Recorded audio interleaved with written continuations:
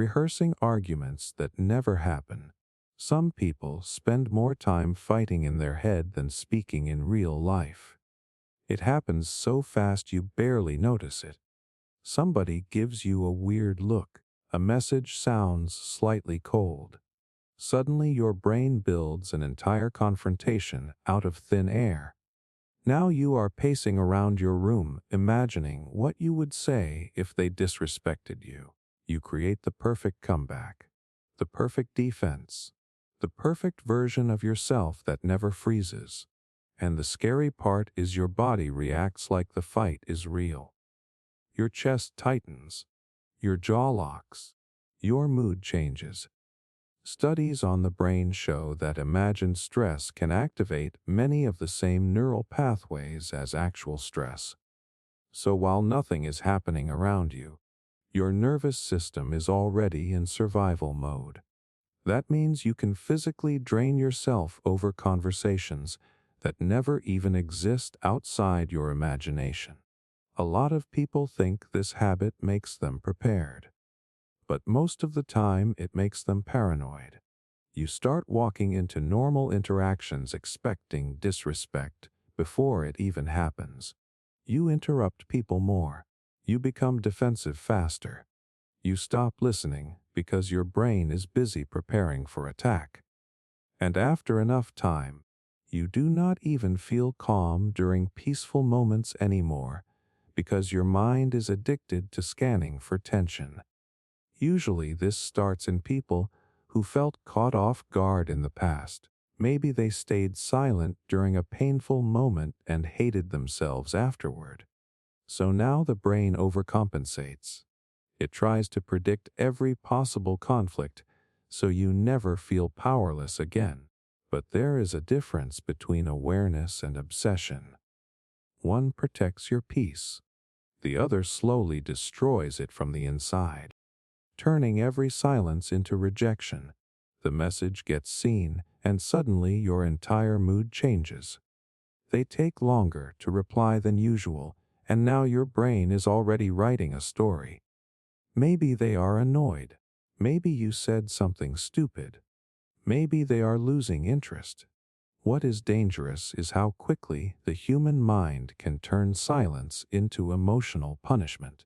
One small pause and your thoughts start filling in the blanks with the worst possible explanation. Most people do not even realize how exhausting this habit becomes. You stop experiencing silence as neutral.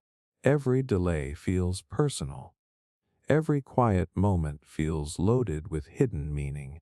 And the brain hates uncertainty so much that it would rather invent rejection than sit in the discomfort of not knowing. Psychologists call this threat interpretation bias. Your mind starts treating ambiguity like danger.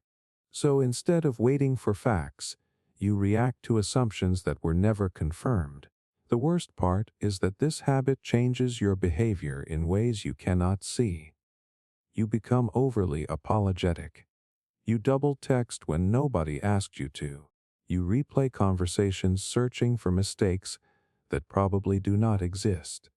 Sometimes you even pull away from people first just to avoid the imagined pain of being ignored, all because somebody was quiet for a little too long. Usually this starts when someone grows up around inconsistent attention. Affection came with unpredictability. Love felt unstable, so now silence does not feel empty. It feels threatening. Your nervous system learned that distance means something bad is coming. But not every pause is abandonment. Some people are busy. Some are overwhelmed. Some are simply existing without thinking about their phone every second. Yet your brain keeps turning ordinary silence into evidence that you are unwanted. And after a while, you stop realizing the rejection is mostly happening inside your own head. Assuming people secretly dislike you. You can be sitting in a room full of people laughing with you and still feel like you are not actually wanted there. Somebody changes their tone slightly, and your brain catches it immediately. Someone does not greet you with enough excitement, and now the rest of your day feels off. You start searching for hidden meaning in tiny things nobody else even notices. The dangerous part is that eventually you stop asking whether people dislike you and start assuming they do by default. What makes this habit so toxic is how invisible it looks from the outside.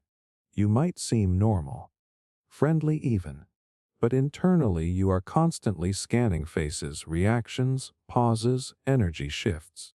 Your brain becomes obsessed with finding proof that you are secretly tolerated instead of genuinely valued.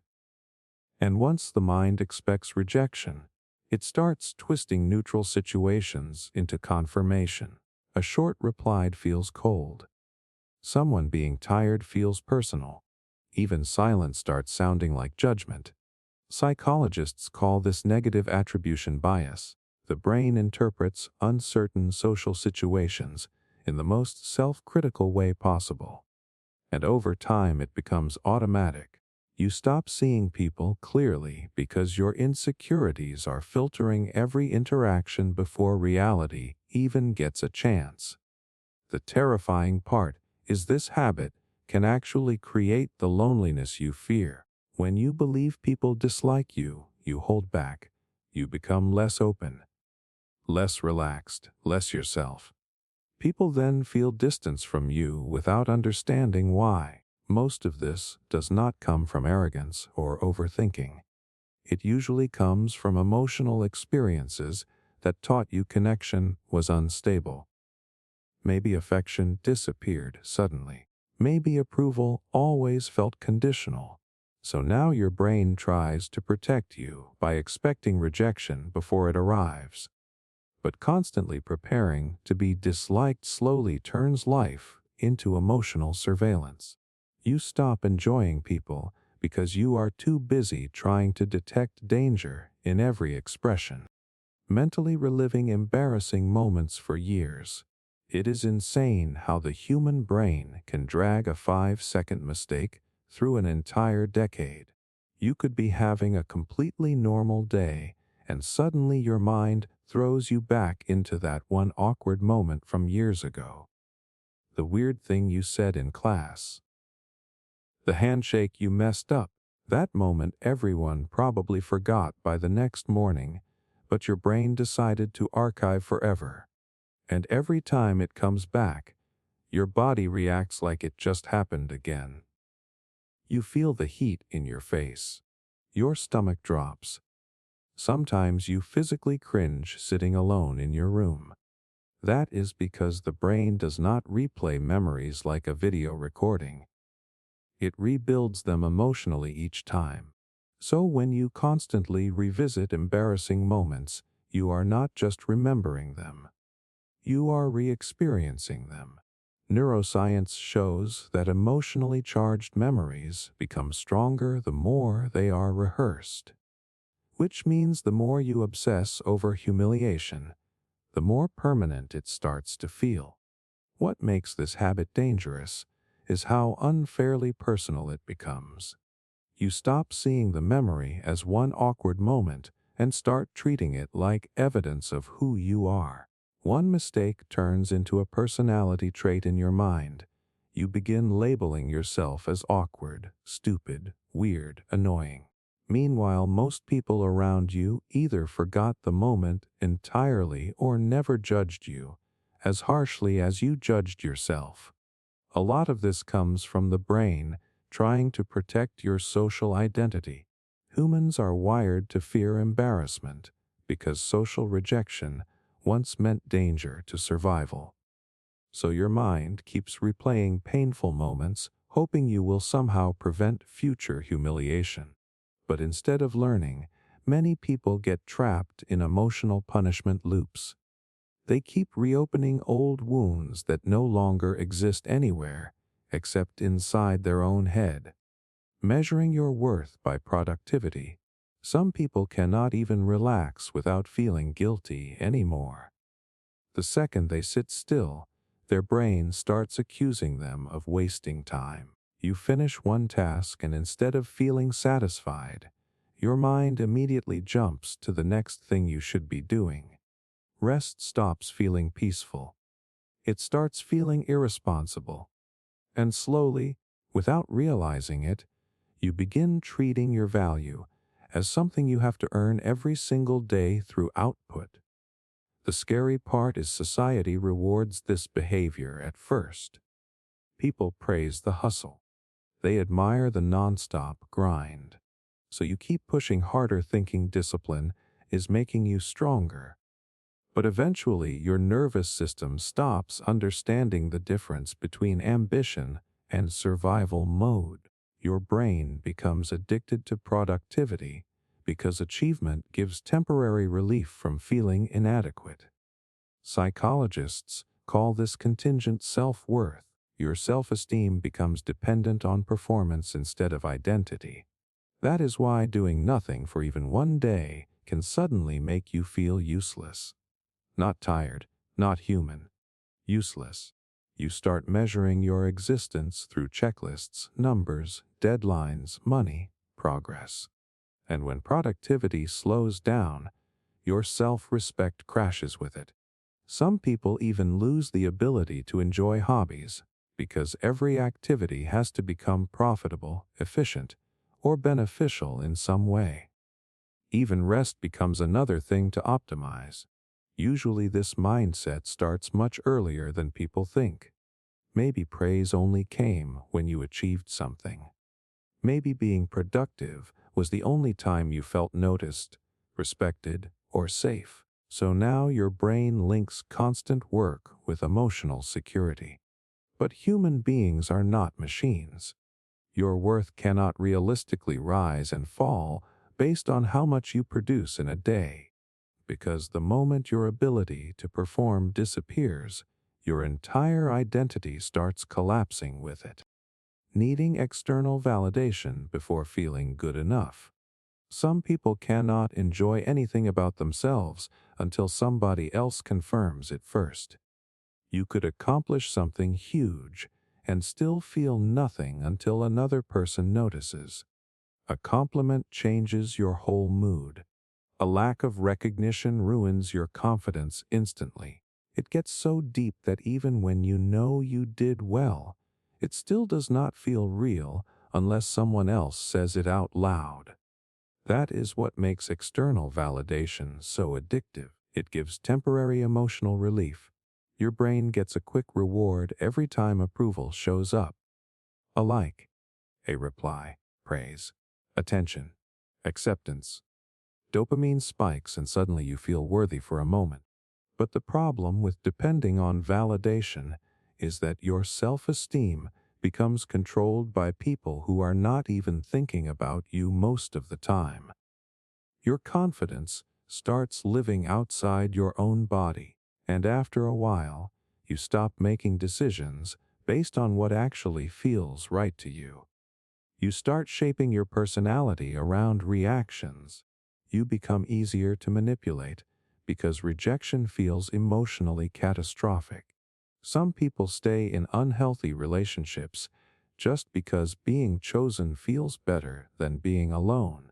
Others hide their real opinions constantly because disagreement feels like losing value as a person. Psychologists often connect this habit to inconsistent emotional reinforcement growing up. When love, praise, or attention felt unpredictable, the brain learned to chase approval like survival. So now validation does not feel nice. It feels necessary. That is why silence from other people can suddenly make you question your appearance, intelligence, personality, even your entire identity. The dangerous part is that no amount of outside approval permanently fixes the feeling. Because if your mind believes your worth must be confirmed externally, then every compliment only works temporarily. You keep needing another reminder, another reaction, another sign that you matter. And eventually your entire emotional stability starts depending on how other people respond to your existence. Constantly comparing your life to invisible standards. It does not feel like comparison at first. It feels like awareness. You scroll through someone else's life, and suddenly your own starts feeling slightly off. Not because anything changed, but because an invisible scoreboard just appeared in your mind.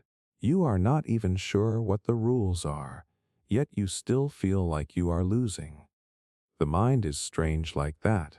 It does not compare you to reality. It compares you to highlights, to filtered moments, to the best version of everyone else's life that gets displayed publicly. Meanwhile, your own life is experienced in full detail, including the boring parts, the delays, the uncertainty, the quiet days nobody posts about. So you end up measuring your behind the scenes against someone else's trailer. What makes this habit dangerous is that the standards are never stable. They shift depending on who you just saw. One person makes you feel behind in career. Another makes you feel behind in relationships. Another makes you feel like you are not doing enough with your time. And because these benchmarks are not real, there is no finish line where you finally feel enough. You just keep adjusting the goalpost. Psychologically, this is linked to social comparison bias, where the brain evaluates self-worth through relative positioning instead of internal grounding. It is an ancient survival mechanism misfiring in a modern environment. Our minds were built to track status for safety, but now that same system is triggered by curated feeds and constant exposure to other people's lives. The result is a quiet form of dissatisfaction that follows you everywhere. Even good moments start feeling incomplete because your brain is always asking how this compares to something better you saw somewhere else. And the more you feed that pattern, the harder it becomes to recognize your life without measuring it against something that was never meant to be a standard in the first place. Believing rest must be earned. There is a certain kind of tired that does not go away even after sleeping. It is the guilt that shows up when you are not doing anything. You sit down for a break, and instead of relaxing, your mind starts negotiating with you. You did not finish enough today. You have not deserved this yet. Get up and do something useful first. This belief is so common that most people never question it. Rest starts feeling like a reward system instead of a basic human need. You treat relaxation like a payment that has to be unlocked through productivity.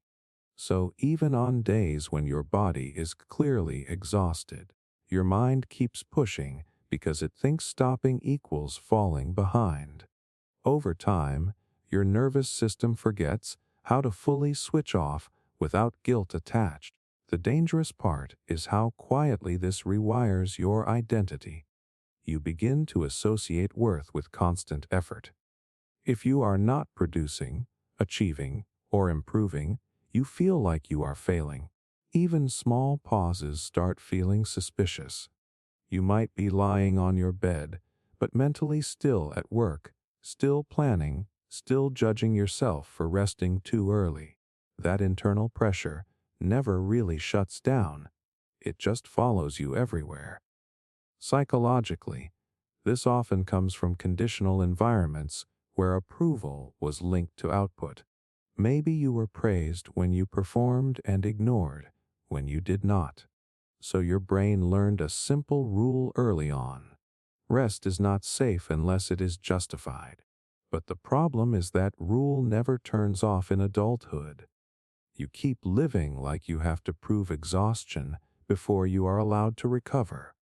And slowly, life becomes a cycle where you are always working toward permission to breathe, instead of simply recognizing that you never needed permission in the first place. Overanalyzing text messages like hidden codes. A simple message shows up on your phone and suddenly it is not simple anymore. The tone feels slightly different. The punctuation looks suspicious. Even the timing starts to matter more than the actual words. You read it once, then again, trying to catch something that might not even exist. Your brain starts treating every message like it has a secret layer you are supposed to decode. What makes this habit so intense is how fast meaning gets inflated. A short reply becomes emotional distance. A delayed response becomes disinterest. A full stop at the end suddenly feels cold. You are no longer reading communication, you are interpreting signals. And the mind, when left unchecked, will always choose the most emotionally charged explanation instead of the most realistic one. The nervous system plays a big role here. Uncertainty in social situations triggers discomfort, so the brain tries to resolve it by filling in gaps with assumptions. Psychologists often link this to hyperinterpretation bias, where neutral information gets processed as meaningful threat or rejection. So instead of waiting for clarity, your mind creates a story that feels worse but at least feels complete. The dangerous part is how this changes the way you behave. You start adjusting your messages. You overthink every word before sending it. You double-check tone, timing, length. Sometimes you even avoid texting altogether because it feels like too much pressure to get it right. Communication stops being natural and starts feeling like performance. And the irony is most of the time, the other person is not thinking in codes at all. They are just busy, distracted, tired, or simply not attaching meaning to every tiny detail. But once your brain gets used to decoding everything, normal conversation stops feeling normal. It starts feeling like something you have to survive instead of something you can simply take at face value. Thinking one mistake defines your identity. It usually starts with something small, a wrong word in a conversation, a decision you wish you handled differently, a moment where you froze instead of responding the way you wanted to. Most people would forget it in a few hours. But your mind decides to store it somewhere deeper, and suddenly it is no longer just a mistake. It starts feeling like evidence of who you are. That is where the distortion begins. One event stops being an event and becomes a label. You are not someone who made a mistake. You become the mistake in your own thinking. And once that shift happens, every future situation gets filtered through it. You hesitate more. You doubt your decisions more. You start looking for proof that the mistake was not an accident, but a reflection of your personality. Psychologically, this connects to cognitive distortion called overgeneralization. The brain takes a single experience and stretches it into a permanent conclusion about identity. It does this because the mind prefers certainty, even if it is negative. A harsh identity feels more predictable than uncertainty about who you are. So instead of saying, "I messed up this time," the mind quietly upgrades it to "This is just how I am." The problem is that this belief quietly reshapes behavior. If you think you are socially awkward because of one embarrassing moment, you start speaking less. If you think you are bad at decisions because of one failure, you avoid choosing altogether. And over time, the identity you feared becomes something you unconsciously act out. But mistakes are not fixed definitions. They are snapshots of a moment under specific conditions. When the mind forgets that, it stops seeing growth and starts seeing repetition of the same story. And that story slowly becomes heavier than the actual event ever was. Imagining worst-case scenarios automatically, it does not even feel like a choice anymore. A normal situation shows up, and your mind instantly runs ahead of it. You are a few minutes late, and suddenly you are imagining people being angry. You feel a small body sensation and immediately it turns into a serious health fear. Nothing has actually happened yet, but your brain is already living inside the worst possible version of it. This is what makes the habit so draining. It removes the present moment before you even get to experience it. Instead of reacting to reality, you react to predictions that your mind generates faster than you can question them.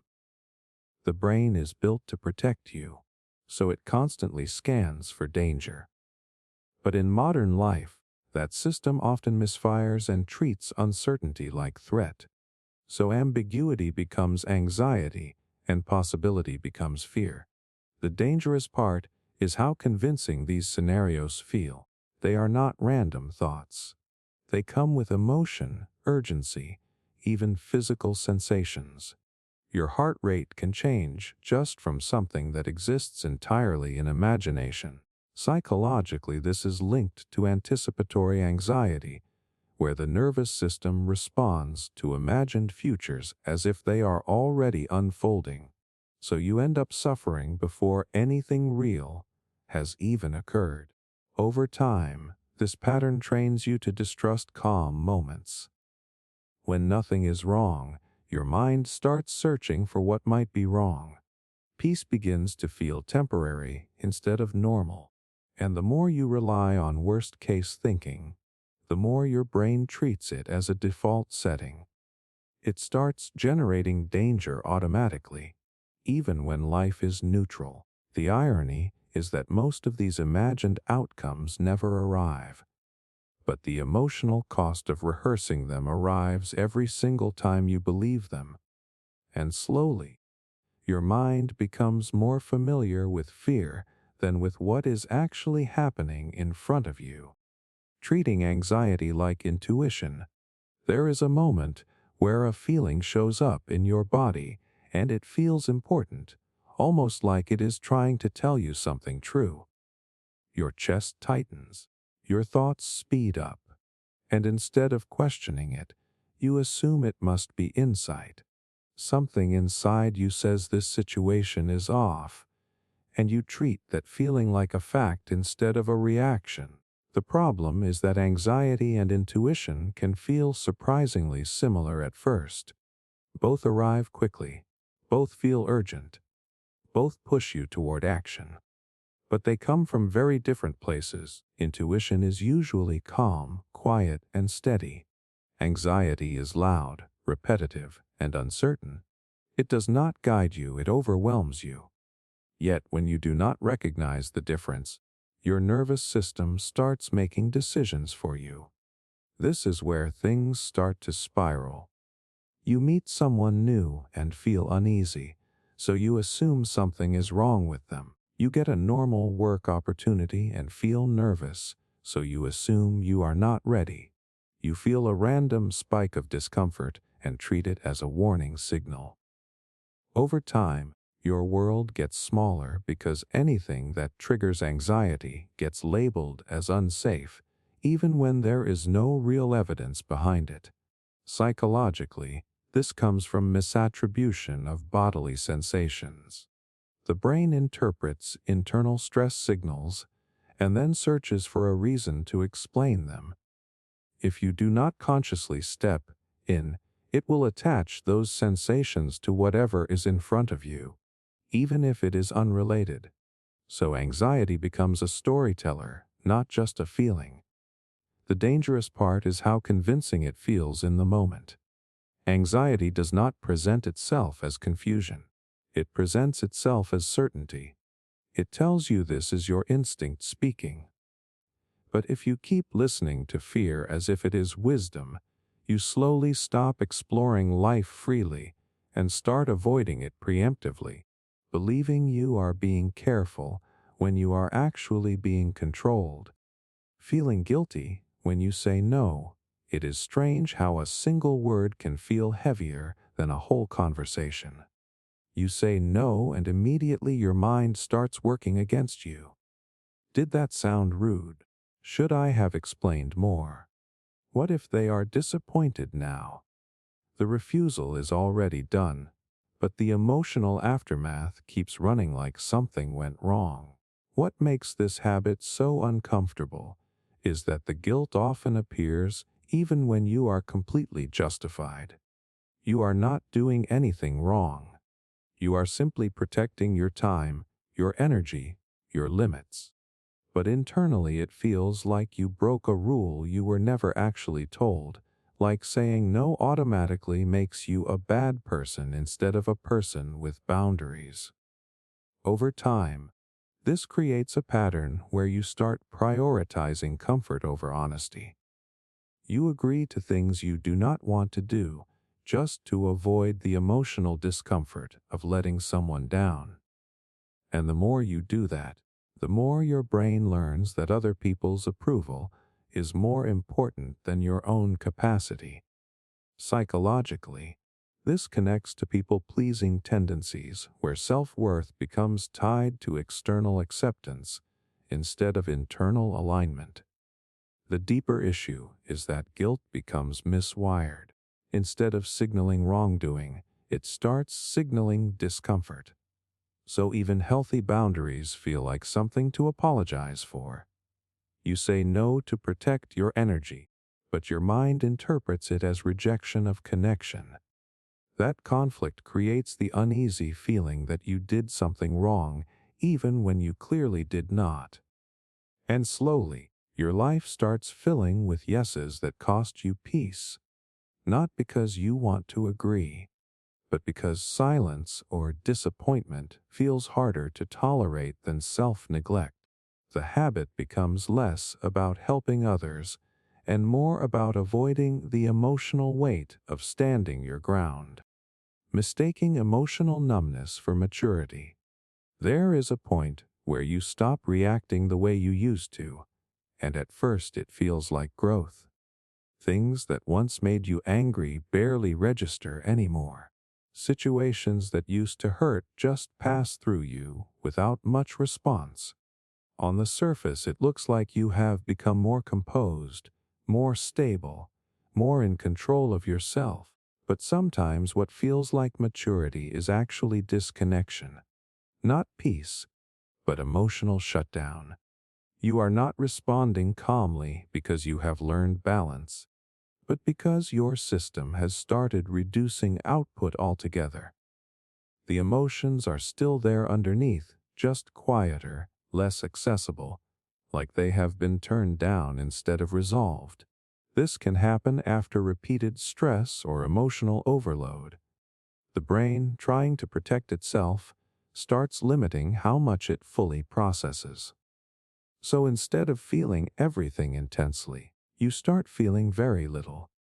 And because society often praises calmness and detachment, it becomes easy to label this state as emotional growth.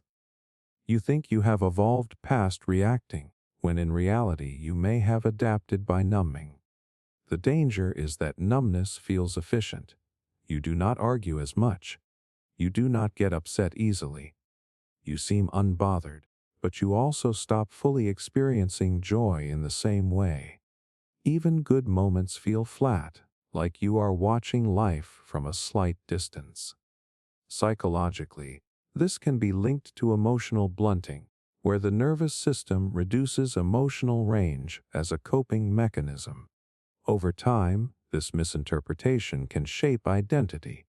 You start believing that being unaffected is the same as being strong, so you suppress instead of process. You detach instead of understand, and slowly, the goal shifts from being emotionally healthy to simply being emotionally silent, even if it means losing connection with your own inner world. Waiting for motivation before taking action. There is a very convincing lie the mind tells you right before you need to do something difficult. It says wait until you feel ready, wait until you feel motivated. Wait until the energy shows up, and then it will be easy. So you pause, you scroll, you delay, and you tell yourself you are just preparing mentally. But motivation is not a starting point most of the time. It is usually a result. It shows up after action begins, not before it. The brain does not hand you drive first and then expect movement. It often waits for movement before it starts releasing the feeling of drive. Yet when you believe the opposite, you end up trapped in a loop where you are constantly waiting for a signal that only appears once you have already started. What makes this habit so subtle is that it feels reasonable. You are not being lazy in your mind. You are being strategic. You think you are choosing the right moment. But in reality, you are outsourcing control of your behavior to a feeling that is inconsistent and unpredictable. Some days it might come, most days it will not, and your entire system becomes dependent on something unreliable. Psychologically, this connects to avoidance reinforcement. Every time you delay a task and feel temporary relief, your brain learns that avoidance reduces discomfort. So it repeats the pattern. The problem is that relief is short-lived, but the cost accumulates. Tasks do not disappear. Pressure builds. And the longer you wait, the heavier the task feels when you finally face it. Eventually, action starts feeling like something you need permission for from your emotional state. But motivation is not a gatekeeper. It is more like a byproduct of momentum. And when you stop waiting for it and start moving anyway, even in small ways, you often realize it was never missing. It was just waiting to be triggered by you, not for you. Obsessing over how others perceive you. There is a version of you that only exists in other people's heads, and somehow your mind starts treating that version like it matters more than the real one. You walk into a room, and suddenly your awareness splits. One part of you is present, but the other part is watching yourself from the outside, constantly asking how you are coming across, whether you look awkward, whether you said that correctly. What makes this habit so consuming is that it turns ordinary moments into performances. You are not just talking, you are managing impressions. You are not just existing, you are editing yourself in real time. Even small actions start getting filtered through a question of how it will be interpreted. And because you cannot actually control how every person perceives you, your mind fills the gap with constant uncertainty. Psychologically, this connects to heightened self-focused attention, where the brain shifts from experiencing life to monitoring it. Instead of being in the moment, you become an observer of yourself in the moment. That internal surveillance creates anxiety because you are trying to solve a problem that has no final answer. You cannot perfectly control perception, but your mind behaves like you can if you just think hard enough. The dangerous part is how it slowly changes behavior without you noticing. You become more reserved, not because you want to be, but because every expression feels risky. You hesitate before speaking. You replay interactions afterward. You start avoiding authenticity because it feels safer to be carefully curated than genuinely seen. Over time, this creates a strange distance between you and your own personality. You start acting in ways that are designed to be accepted rather than understood. And the more you focus on managing perception, the less you actually experience connection because you are too busy watching yourself to fully live the moment happening in front of you, assuming people think about you more than they do. It can feel like every small thing you do leaves a trace in other people's minds, like they are replaying your words, judging your timing, remembering your awkward moments long after you have moved on. So when you make a mistake in public or say something slightly off, your brain builds this invisible audience that keeps reviewing it again and again. But the uncomfortable truth is that most people are far more focused on themselves than on you. Their attention is already occupied with their own worries, their own insecurities, their own unfinished thoughts. What feels like a major moment in your head is often just a brief, forgettable interaction in theirs. Yet your mind does not process it that way. It overestimates how much you are being noticed because it is trying to map your social importance in every situation. This is where the illusion becomes powerful. You start imagining that others are tracking your behavior with the same intensity you are tracking it. So you avoid things unnecessarily. You replay conversations thinking they matter more than they actually did. You hesitate to act freely because it feels like you are constantly being evaluated. Psychologically, this connects to the spotlight effect, where people believe they are observed and judged more than they realistically are. The danger is that this assumption quietly shrinks your behavior. You start living as if there is always an audience, even when there is not. You edit your personality in low-stakes situations. You hold back opinions. You second-guess natural expressions. And all the while, the people you are worried about are usually just continuing their day, thinking about completely unrelated things. The mind exaggerates your visibility because it confuses self-awareness with external attention. But most of the time, you are not being studied. You are simply passing through someone else's moment, the same way they are passing through yours. Romanticizing emotional suffering, there is a strange comfort in pain when it starts to feel meaningful. You are not just sad anymore. You are the person who feels deeply. You are not just struggling. You are going through something profound.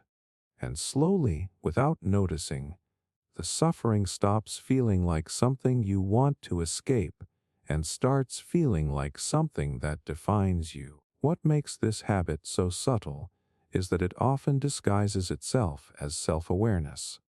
You begin paying attention to your emotions in a way that feels reflective and artistic. You replay conversations. You analyze your feelings. You sit with your sadness longer than necessary because it feels important to understand it. But at some point, understanding turns into identification. You are no longer observing pain. You are building an identity around it. Psychologically, this can connect to emotional reinforcement loops where attention itself strengthens emotional states. The more meaning you attach to suffering, the more your brain treats it as significant information worth revisiting. So instead of processing an emotion and moving forward, you keep returning to it, almost like it holds value.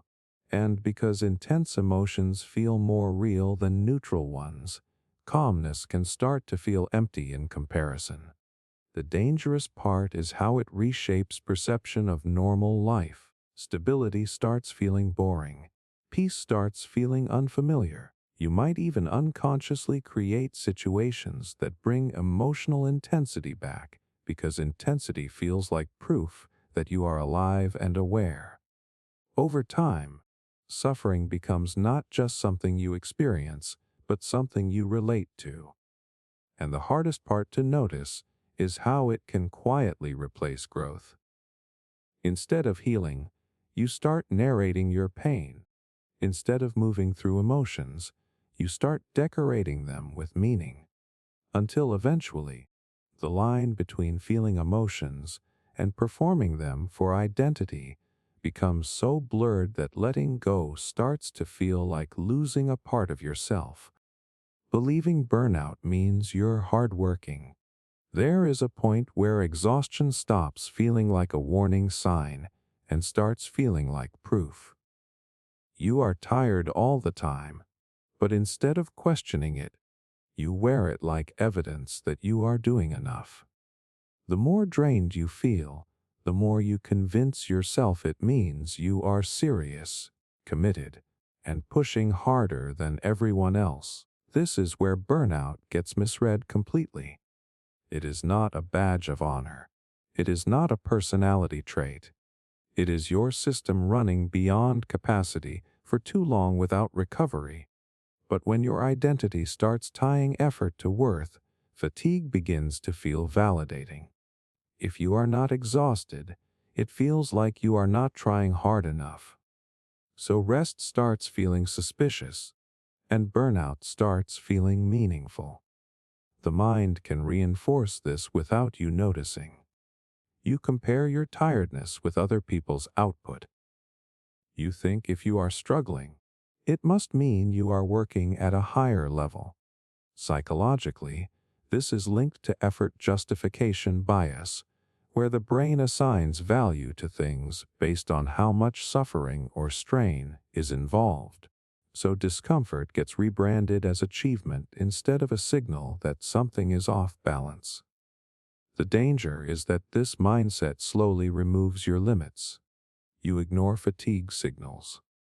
You override recovery. You normalize operating in a constant state of depletion because it feels productive. But burnout does not improve performance.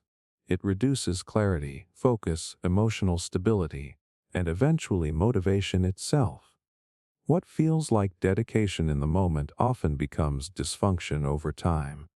And the hardest part is that stopping feels wrong. Rest feels like falling behind. But burnout is not proof of strength. It is proof that something has been pushed past what it can sustain. Real discipline is not just about how much you can endure. It is also about knowing when endurance is quietly turning into damage. Equating being busy with being valuable, there is a strange comfort in having no empty space in your day.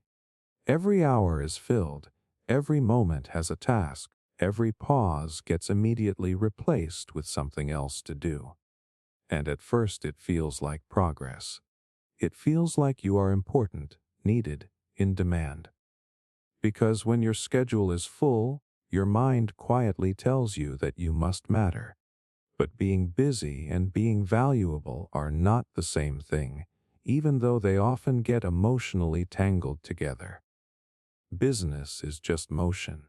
It is activity without context. Yet many people start using it as a measurement of worth, as if a packed calendar automatically equals a meaningful life. So the moment things slow down, discomfort shows up, not because nothing is happening, but because identity starts to feel unstable without constant movement. Psychologically, this connects to achievement-based self-worth, where value is experienced through output rather than existence. The mind begins to associate productivity with approval. So rest feels like invisibility, and stillness feels like loss of relevance.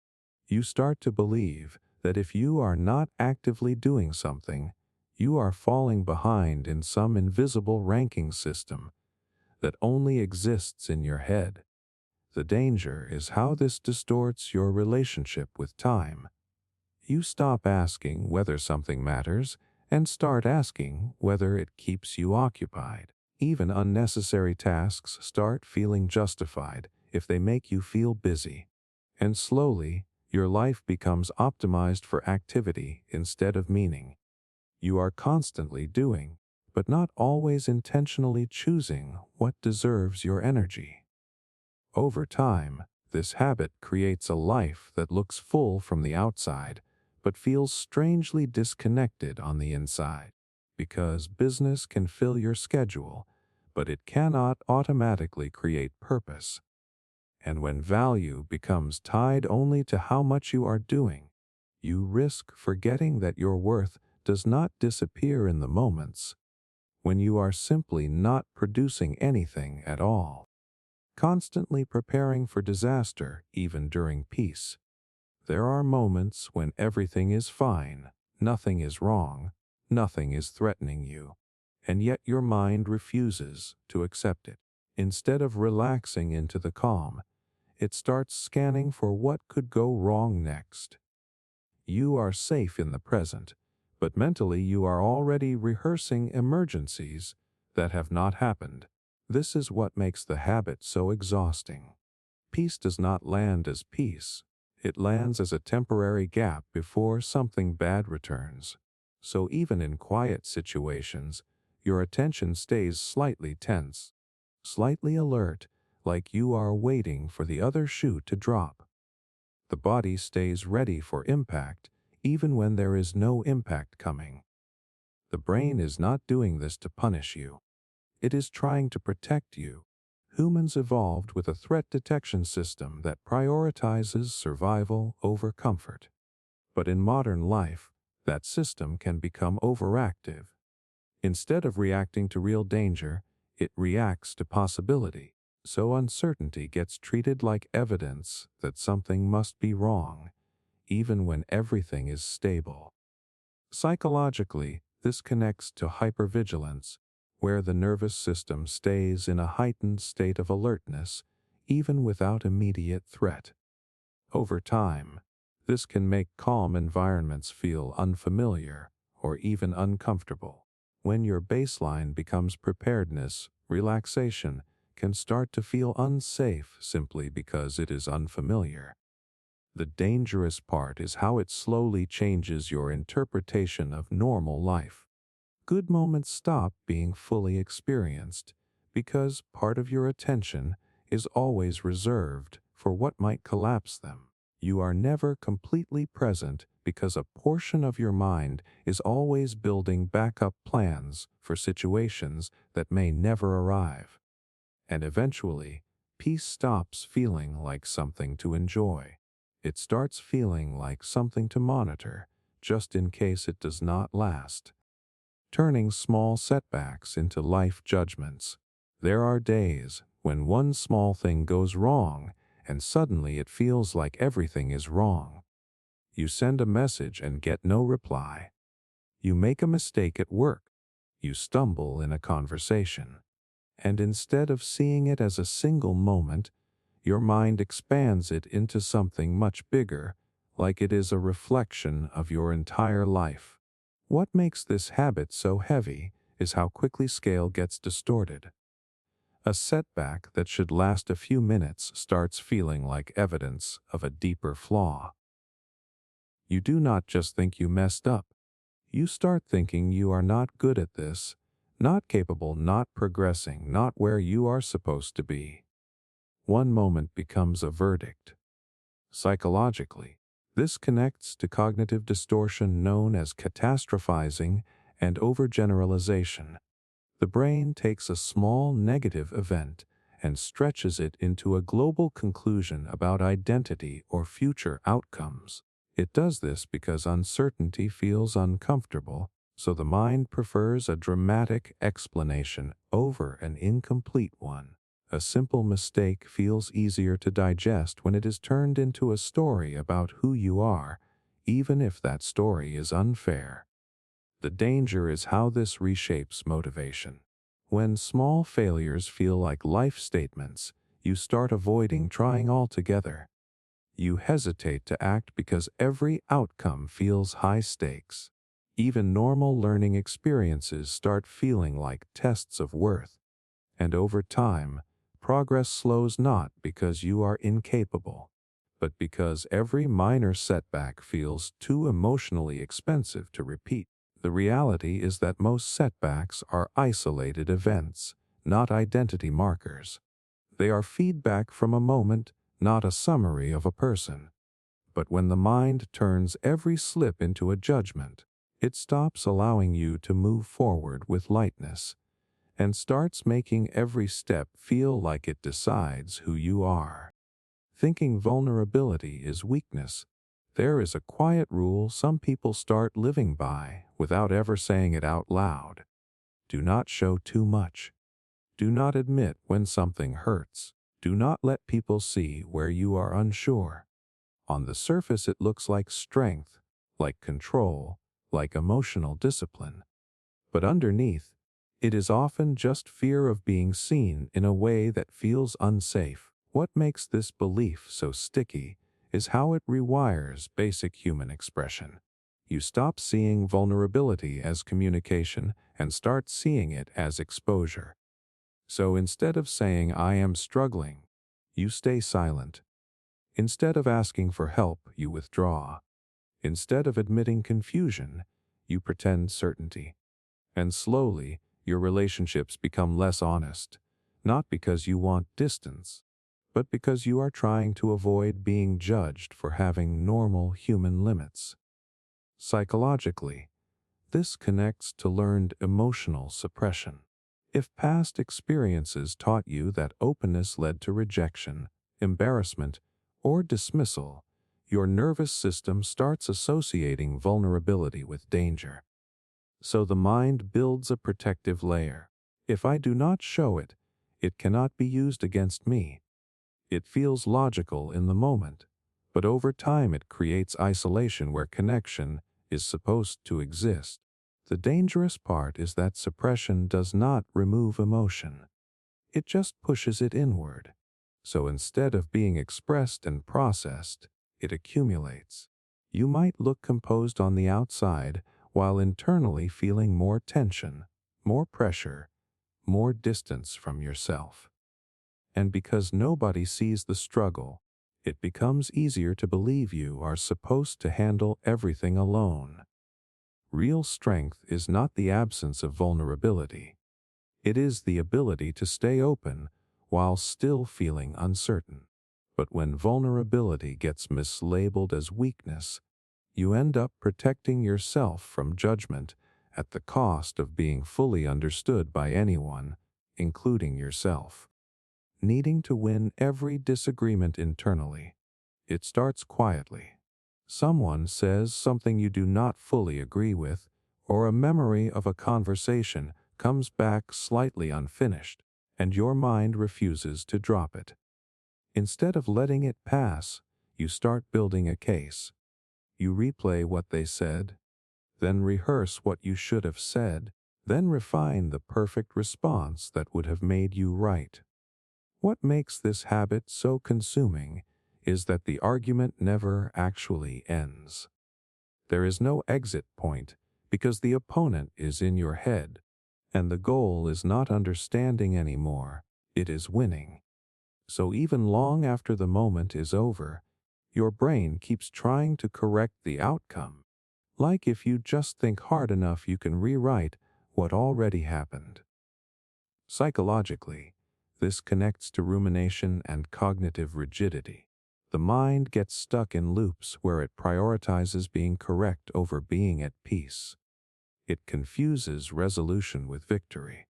So instead of asking, "What can I learn from this?" it keeps asking, "How do I prove I was right?" And because there is no real resolution to an imaginary debate, the loop keeps restarting. The danger is how it slowly drains emotional energy without you noticing. You are not just thinking, you are internally arguing, defending, and reconstructing situations that no longer exist in real time. That constant mental rehearsal creates tension that lingers even when life is calm. And over time, it can make real conversations feel like battles you need to prepare for instead of exchanges you can simply experience. Eventually, you stop engaging with ideas to understand them and start engaging with them to secure your position. But peace does not come from winning every internal argument. It comes from knowing when the argument itself is no longer worth continuing. Even if your mind insists, there is still a point to prove. Distrusting compliments immediately. Someone says something nice about you, and instead of feeling it, your mind interrupts it. You start looking for the hidden angle. They are just being polite. They probably do not mean it. Maybe they are exaggerating. The compliment does not land where it is supposed to land. It gets filtered through doubt before it even has a chance to settle. What makes this habit so subtle is that it does not feel like rejection of praise. It feels like being realistic. You convince yourself you are just not falling for empty words. But underneath that logic is a deeper pattern where positive feedback feels unsafe to accept at face value. So instead of letting appreciation register, you immediately neutralize it. Psychologically, this connects to low self-affirmation and negative belief reinforcement. When someone holds an internal self-image that is critical or unworthy, external praise creates a mismatch. The brain tries to resolve that mismatch by dismissing the compliment rather than updating the self-belief. In other words, it is easier for the mind to reject the praise than to rewrite how it sees itself. The dangerous part is how this slowly blocks emotional growth. Compliments are not just social niceties. They are small pieces of feedback about how you are experienced by others. When you consistently reject them, you cut off a source of balance that could soften overly harsh self-perception. Over time, you end up with a one-sided inner narrative that only records flaws and deletes positives. And eventually, even genuine appreciation stops reaching you.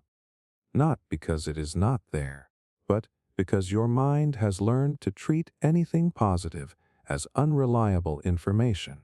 So you remain stuck in a version of yourself that only believes criticism and constantly questions anything that says otherwise. Apologizing for existing needs. It often shows up in the smallest moments. You ask for a little more time. You request help with something simple.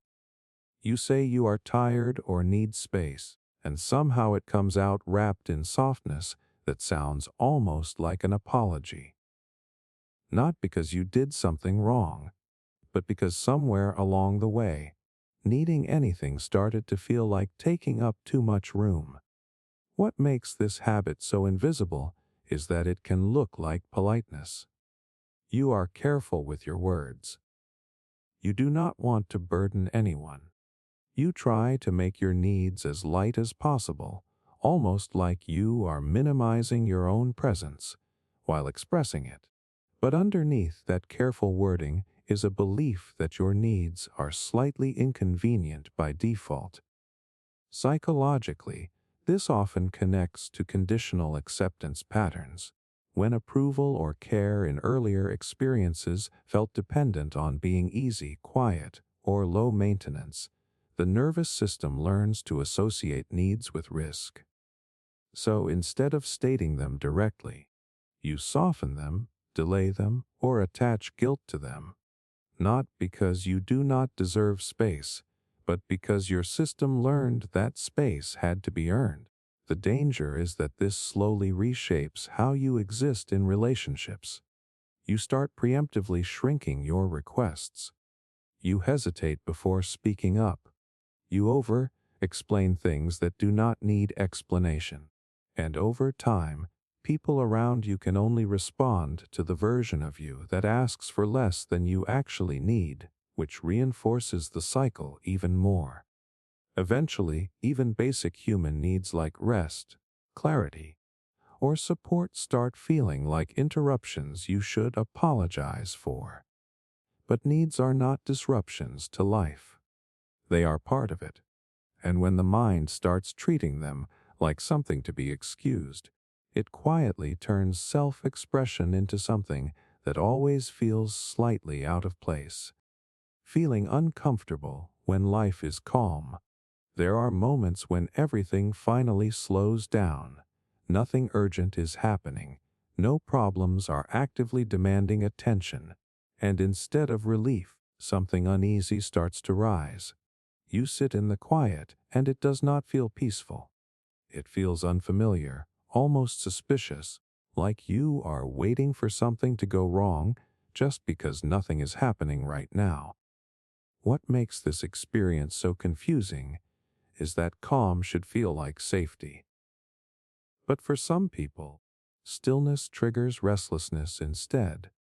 The mind starts scanning for unfinished problems, replaying old worries, or inventing new ones just to fill the silence. It is not that life is actually unstable in that moment. It is that your internal system has gotten used to operating in a state of tension. Psychologically, this connects to a dysregulated stress baseline. When the nervous system spends long periods in high alert, calm stops being the default setting. It becomes a temporary gap between stresses rather than a normal state.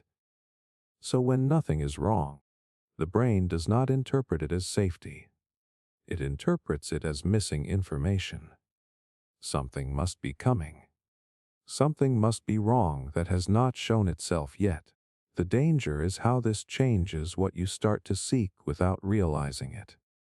You might unconsciously create business, emotional intensity, or small problems just to feel familiar again. Not because you enjoy chaos, but because calm feels like emptiness that your system does not know how to sit with. Over time, you can become more comfortable in pressure than in peace, and the hardest part is that peace does not feel like reward anymore. It feels like uncertainty. So even when life is objectively fine, your mind keeps reaching for something to fix, something to prepare for, something to solve, just so the silence does not feel like a threat. Taking responsibility for everyone's emotions, it does not always look like a problem at first. It can look like kindness, like awareness, like being emotionally intelligent. You notice shifts in people's moods quickly. Someone seems quiet and your mind immediately starts scanning what you did wrong. Someone is upset and you feel an instant urge to fix it, even if it has nothing to do with you. What makes this habit so heavy is that you slowly stop seeing emotions as other people's experiences and start treating them as your responsibility. If someone is sad, you feel guilty. If someone is disappointed, you feel like you failed.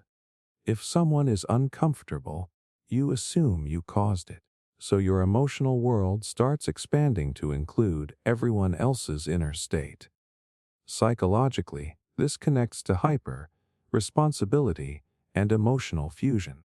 The mind learns to blur the boundary between influence and control. Just because you are present in someone's emotional experience does not mean you are the source of it, but the brain often ignores that distinction when it is trying to avoid conflict or rejection. So you start managing people's moods as if stability depends on your performance. The danger is how quickly this turns into self-erasure. You begin editing your words constantly, avoiding honest expression, over-explaining everything, and taking on emotional labor that was never yours to carry. Over time, relationships stop feeling mutual and start feeling like constant monitoring of other people's internal weather. And the most exhausting part is that even when you did nothing wrong, you still feel responsible for how someone reacts. Their disappointment becomes your guilt. Their silence becomes your anxiety. Their emotions become tasks you believe you need to solve. Until eventually, you are not just interacting with people anymore. You are managing emotional outcomes that were never fully in your control in the first place. Believing self-criticism improves performance. There is a voice that shows up every time you try to do something important. It tells you that if you are not hard on yourself, you will become lazy. That pressure is what keeps you sharp. That self-criticism is just discipline in disguise. So you push yourself with it, thinking it is the fuel behind your progress. At first it can look effective. You notice mistakes faster. You correct yourself more aggressively. You avoid repeating errors because you are constantly judging your own output. But over time, something shifts. The internal voice stops sounding like guidance and starts sounding like pressure that never turns off. Even when you are doing well, it is still pointing out what is missing. Psychologically, this connects to negative reinforcement learning. The brain associates improvement with avoiding internal discomfort rather than building genuine confidence. So performance becomes driven by fear of self-judgment instead of curiosity or growth. That might create short bursts of productivity, but it also creates long-term tension because your sense of safety becomes tied to never making mistakes. The danger is that self-criticism does not stay limited to performance. It starts spilling into identity. A small error becomes evidence that you are not good enough. A slow day becomes proof that you are falling behind. Instead of helping you refine your skills, the voice starts defining your worth through your worst moments. And eventually, even success does not feel satisfying because the standard keeps moving. The more you achieve, the more your mind finds new ways to point out what is still not enough. So you stay in motion, but not necessarily in peace. You keep improving on the outside while never feeling settled on the inside, mistaking inner pressure for true discipline, treating your inner voice harsher than any enemy. There is a voice that never really leaves you alone. It comments on everything you do, even the smallest things that nobody else would notice. You make a mistake, and it does not just point it out, it amplifies it. You hesitate for a second, and it turns that hesitation into a statement about who you are as a person. What makes this habit so difficult to recognize is that it often feels normal. You might think you are just being honest with yourself. You tell yourself that if you are not strict internally, you will lose control externally. So the voice becomes sharp, demanding, and constantly corrective. But over time, it stops acting like guidance and starts acting like an internal critic that never allows relief. Psychologically, this connects to internalized criticism, where external pressure or past judgment gets absorbed into self-talk. Instead of receiving feedback from the outside world, you begin generating it internally at a constant volume. The mind repeats what it has learned about evaluation, but without balance or compassion. So, even neutral situations get interpreted through a lens of fault and deficiency.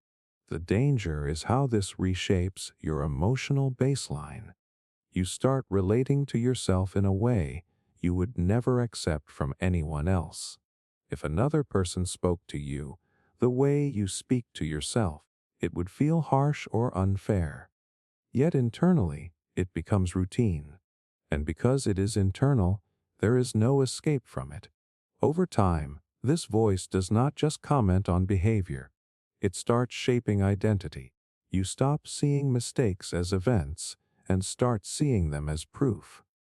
And the more you accept that tone as normal, the harder it becomes to recognize that discipline does not require cruelty, and awareness does not need to sound like punishment. Thinking perfection is the minimum requirement. It rarely starts with perfection. It starts with standards that feel reasonable. Do it properly. Do not mess up. Pay attention. But somewhere along the way, those standards stop adjusting for reality.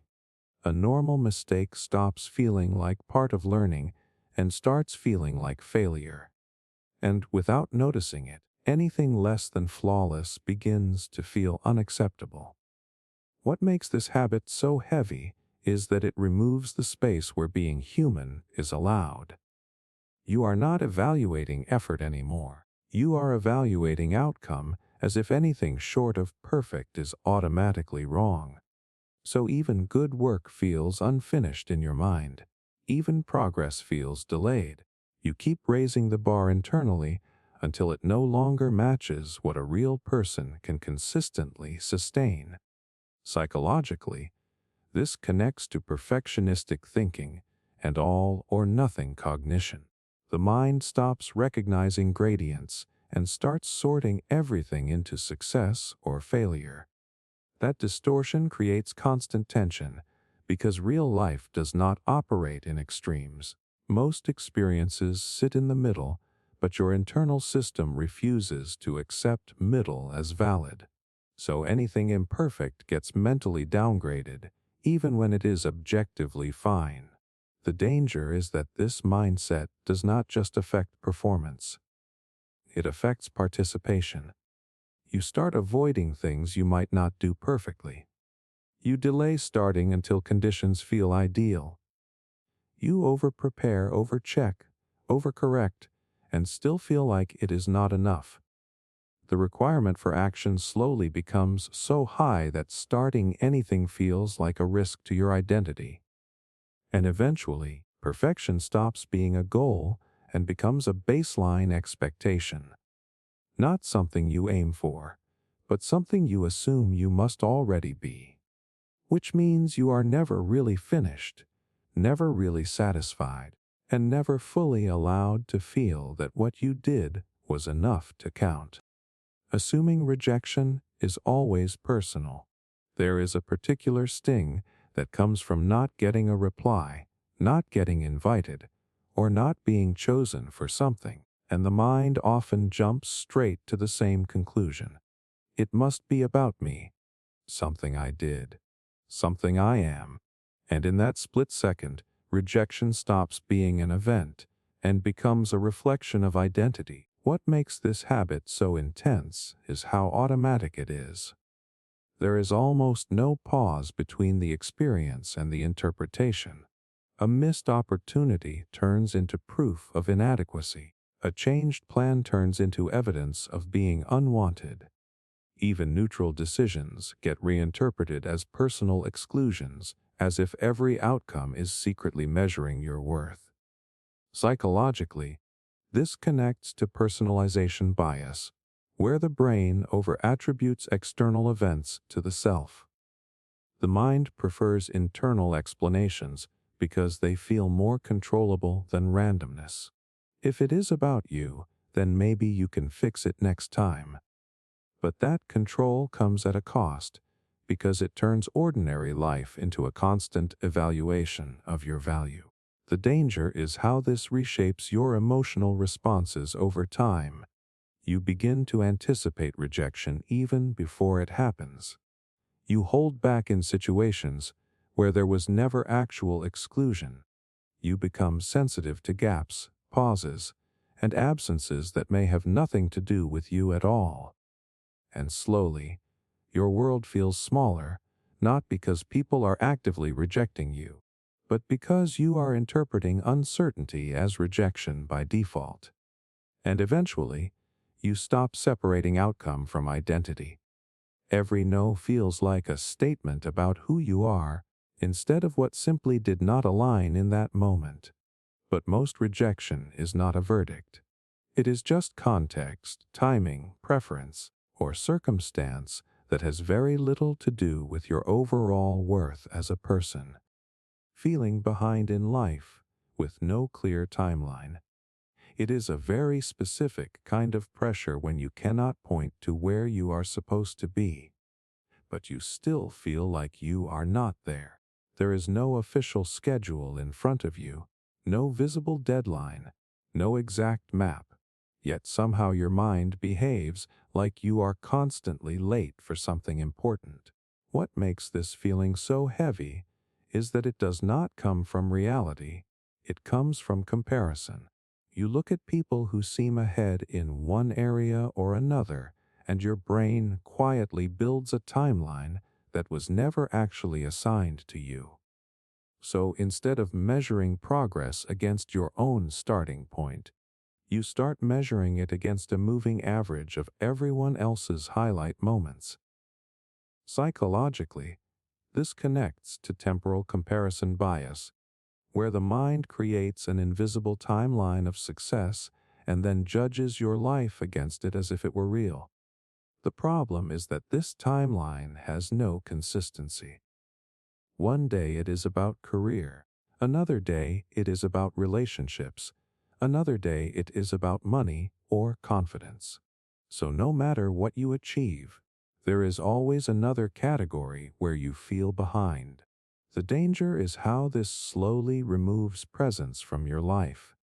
Even when things are improving, it does not feel like progress because your attention is always pulled toward what has not happened yet. You stop noticing movement and only notice distance from an imagined point you were never actually meant to reach on a fixed schedule. And over time, life starts to feel like a race without a finish line or even a clear track. But the truth is, most people are not following a universal timeline. They are just navigating their own sequence of events at their own pace, with delays, detours, and changes that never make it into the comparison you are using against yourself. Using humor to avoid emotional honesty, it usually sounds harmless. A quick joke after something slightly uncomfortable, a laugh to soften a tense moment, a sarcastic comment when things get a little too real. On the surface, it looks like personality, like charm, like emotional intelligence. But sometimes it is something else entirely, a way to never fully say what is actually going on. What makes this habit so hard to notice is that it works. People laugh, the mood shifts, the pressure drops, and just like that, the moment that could have become honest gets replaced with something lighter. But underneath that relief, nothing actually gets expressed. The feeling is still there. It just gets rerouted into something more acceptable. Psychologically, this connects to emotional avoidance and deflection. When direct expression feels unsafe or too exposing, the mind finds alternative pathways to release tension without vulnerability. Humor becomes a shield that keeps things socially smooth while preventing emotional depth. It allows connection without risk, but also without full honesty. The danger is that over time, this can become automatic. You stop noticing when you are actually deflecting. Every serious moment gets a joke layered on top of it. Every uncomfortable feeling gets softened before it can be fully acknowledged. And slowly, people around you start knowing the entertaining version of you, while the honest version stays unspoken even in close relationships. And the most subtle part is how it convinces you that you handled it well. Because the conversation did not get awkward, it feels like everything was fine. But emotional honesty does not disappear just because it was made funny. It just stays unprocessed, waiting for a moment where it does not need to be disguised to be allowed to exist. Needing constant reassurance but never believing it. It can look like a simple question at first. Are you sure? Do you think I did okay? Was that bad? You ask, you get an answer, and for a moment there is relief. But then the doubt returns almost immediately, like the answer never fully landed in the first place. What makes this pattern so draining is that reassurance does not actually settle anything for long. It temporarily calms the anxiety, but it does not change the underlying belief that something might still be wrong. So you end up looping back again and again, asking the same questions in slightly different ways, hoping a different version of the same answer will finally feel real.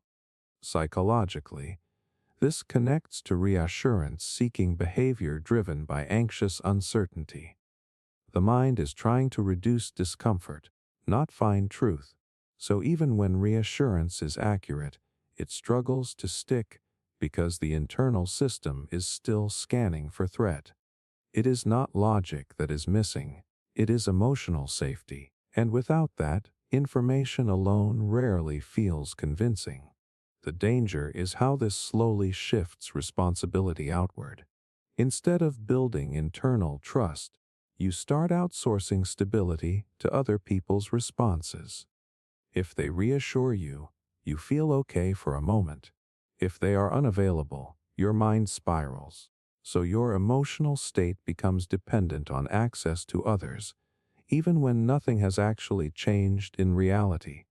And over time, you stop trusting your own perception entirely. You begin to believe clarity must come from outside you. But reassurance without internal grounding is temporary by design. It can calm the surface, but it cannot rebuild the deeper sense of certainty your mind keeps asking for. So the loop continues, not because answers are missing, but because your brain no longer believes any answer is enough to hold on to. Interpreting neutral expressions negatively. There is a very specific moment when someone's face changes slightly and your mind decides it already knows what it means. A neutral look becomes disapproval. A quiet response becomes irritation. A lack of emotion becomes rejection. Nothing has actually been said, but the interpretation arrives instantly, fully formed, and emotionally charged. What makes this habit so powerful is how automatic it is. You are not consciously choosing to assume the worst. Your brain is filling in gaps faster than you can question it. Human faces are ambiguous by nature, but the mind hates ambiguity, so it resolves uncertainty by attaching meaning to it. And if your internal baseline is already slightly anxious, that meaning often leans negative. Psychologically, this connects to threat bias in social perception, where the brain prioritizes detecting possible danger over neutral accuracy. In earlier environments, assuming tension could be safer than missing it. But in modern interactions, this system often misfires and turns ordinary expressions into signals of disapproval that were never actually intended. The danger is how this slowly reshapes your social experience. You start adjusting your behavior based on interpretations instead of facts. You become more guarded, more self-conscious, more likely to withdraw in moments where nothing is actually wrong. And because your response changes, people may subtly respond differently, which then feels like confirmation of what you assumed in the first place. Over time, neutral stops feeling neutral. It starts feeling suspicious. And when your mind consistently reads uncertainty as negativity, even safe environments can begin to feel emotionally unstable. Not because others are expressing disapproval, but because your interpretation system is constantly leaning toward it. Thinking people must fully understand you to love you, there is a quiet expectation some people carry into every relationship without even realizing it. If someone really cares about me, they should fully understand me.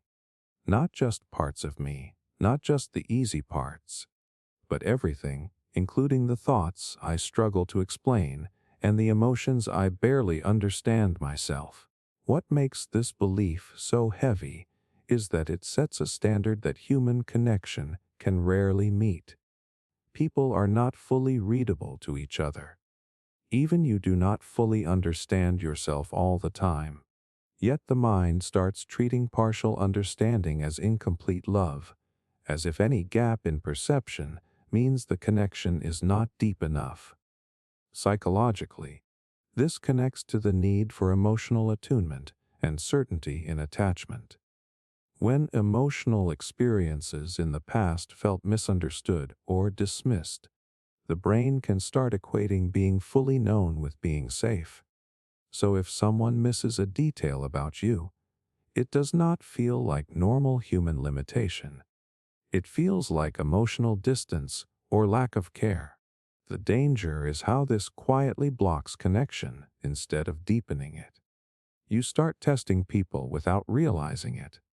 You expect them to read between lines, to pick up unspoken signals, to understand what was never clearly expressed. And when they do not, instead of adjusting communication, you may interpret it as evidence that they cannot truly love you.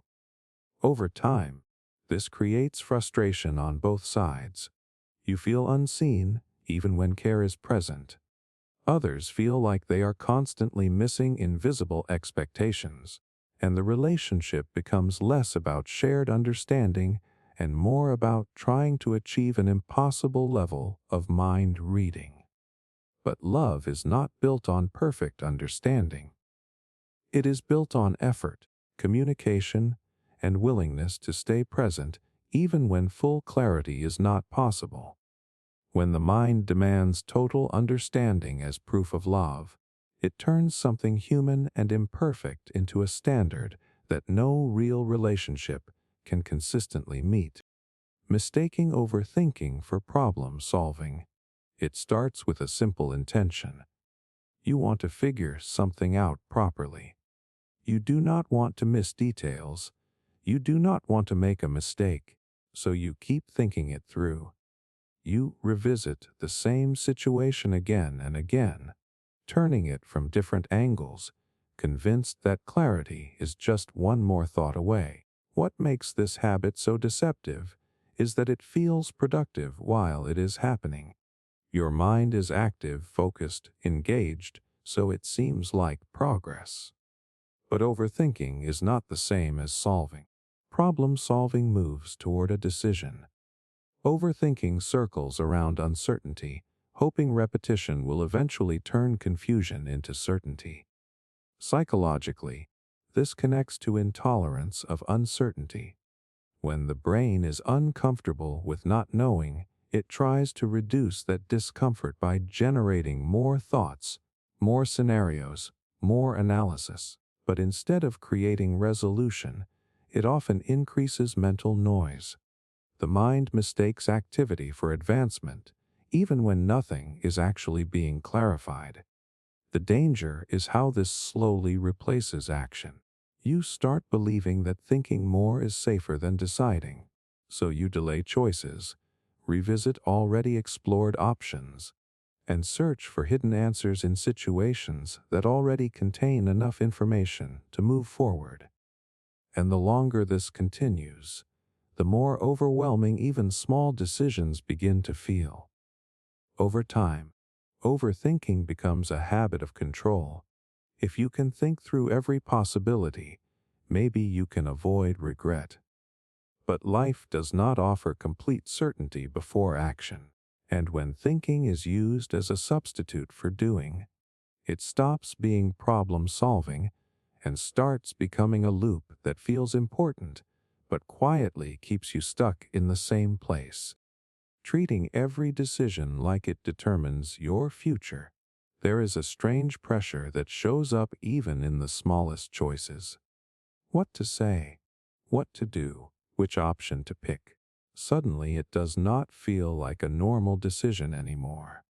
It feels loaded, like whatever you choose will quietly shape the rest of your life in a way you cannot undo. What makes this habit so intense is how it removes proportion from everyday life. A simple choice stops being a simple choice. You start imagining long-term consequences for short-term decisions. If I pick this path, I might ruin everything. If I say this, I might close doors forever. So even low-stakes moments begin to feel like turning points. Psychologically, this connects to catastrophizing and decision paralysis. The mind overestimates the permanence of outcomes because uncertainty feels uncomfortable, so it tries to regain control by inflating the importance of each choice.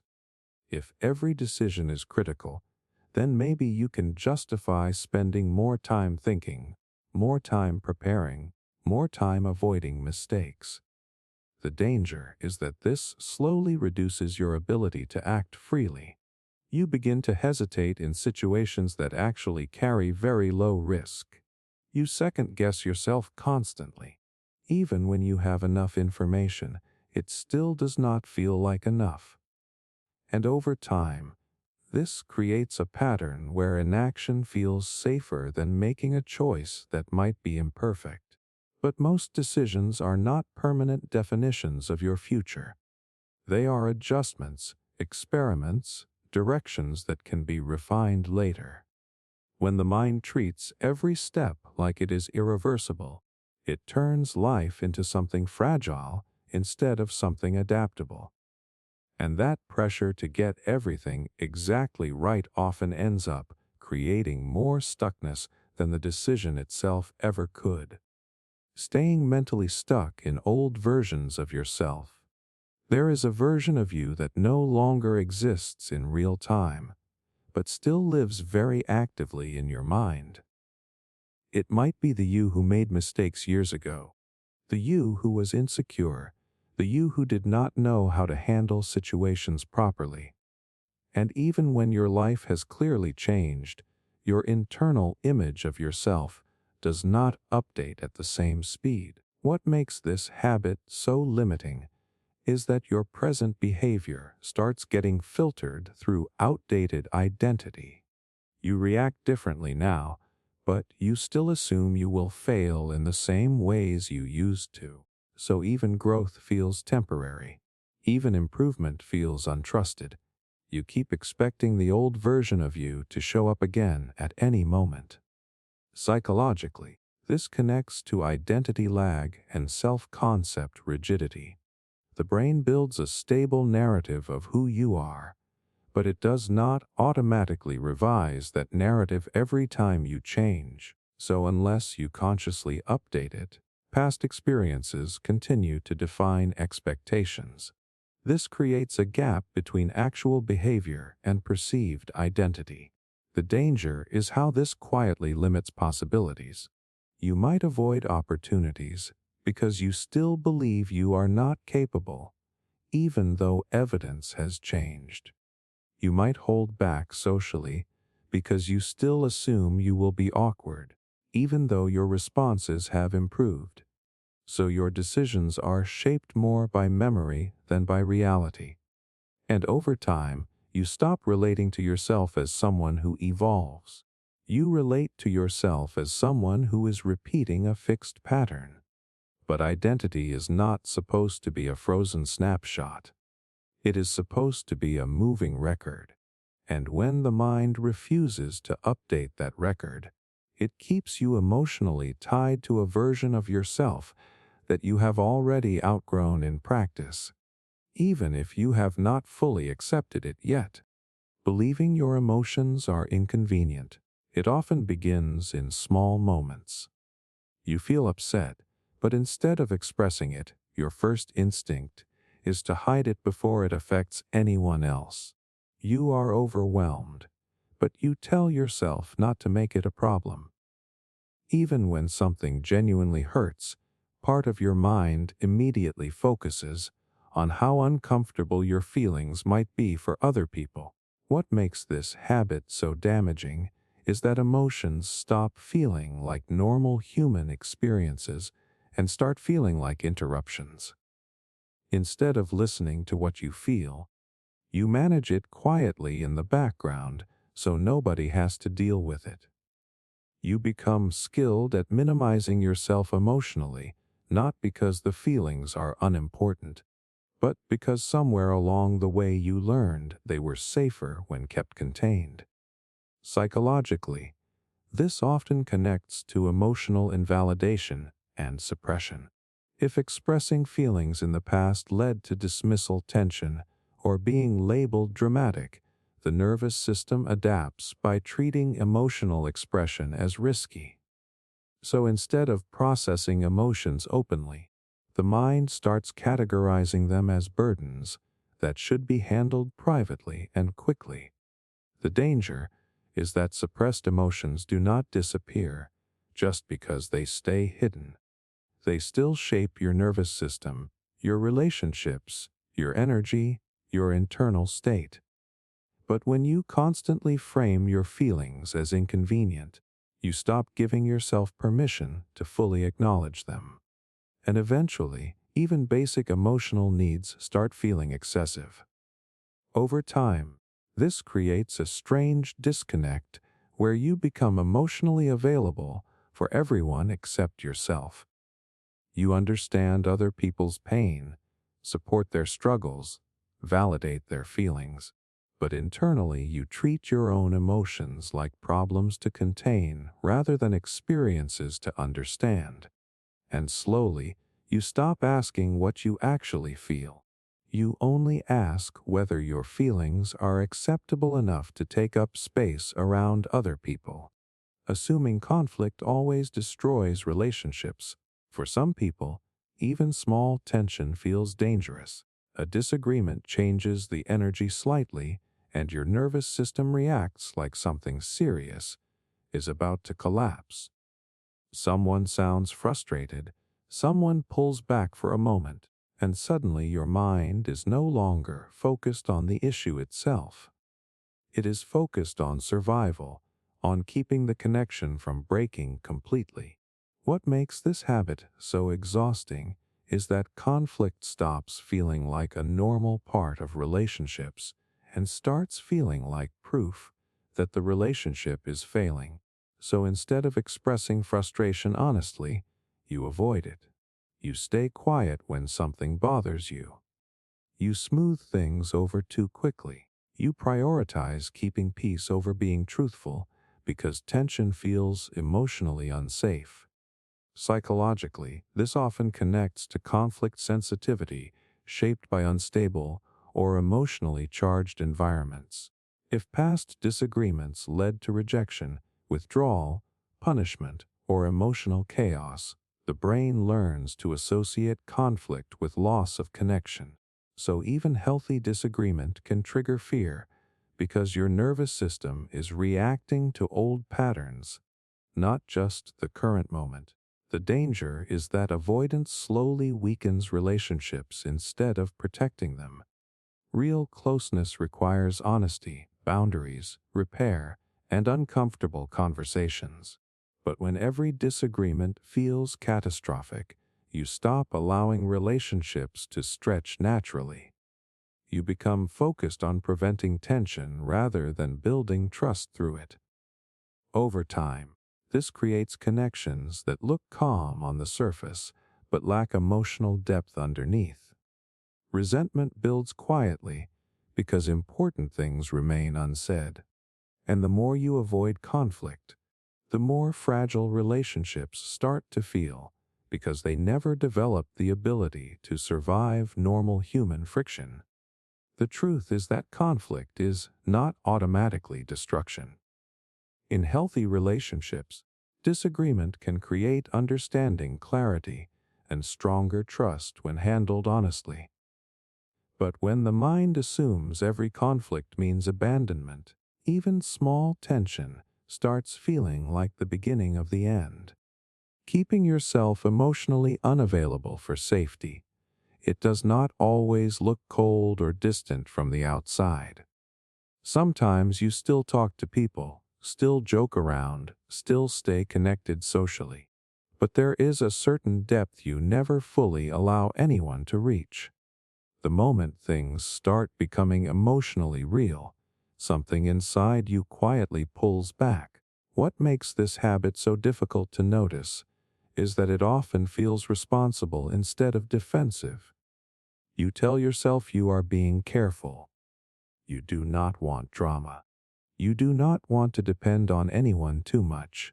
So you keep parts of yourself controlled, filtered, unavailable. Not because you have nothing to feel, but because feeling too much around someone else starts to feel risky. Psychologically, this connects to emotional avoidance and protective detachment. If openness in the past led to betrayal, disappointment, rejection, or emotional instability, the nervous system learns that vulnerability equals danger. So instead of risking deeper attachment, the mind creates distance before closeness can fully form. It feels safer to stay partially disconnected than to risk being hurt while fully open. The danger is that emotional unavailability can slowly become your default way of relating. You might crave connection deeply while simultaneously resisting the very openness that connection requires. So relationships stay surface level, or they end the moment they begin demanding emotional honesty. Not because you do not care, but because your system is prioritizing protection over intimacy. And over time, loneliness becomes confusing. You are surrounded by people yet still feel unseen because the parts that most need understanding never fully step forward. The walls that once protected you from pain also start blocking closeness, trust, and genuine emotional safety. Eventually, emotional distance stops feeling like a temporary defense and starts feeling like personality.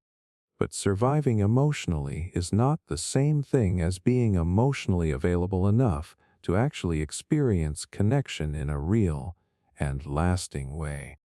Expecting yourself to heal instantly. There is a strange pressure people place on themselves once they become aware of their own struggles. The moment you recognize a pattern, understand your emotions, or decide you want to grow, part of your mind immediately expects transformation to happen quickly. You think because you understand the problem now, you should already be past it. What makes this habit so frustrating is that healing does not move at the speed of awareness. You can intellectually understand something and still emotionally react to it for a long time afterward. But instead of recognizing that as normal, the mind interprets it as failure. You catch yourself repeating an old behavior and suddenly think I should be over this already. Psychologically, this connects to unrealistic recovery expectations and self-monitoring fatigue. The brain mistakes insight for completion. So once awareness exists, every emotional setback feels like regression instead of part of the actual process. You begin treating healing like a task with a deadline rather than a gradual rewiring of emotional patterns and nervous system responses. The danger is that this creates impatience with your own humanity. You stop allowing room for setbacks, emotional repetition, or slow progress.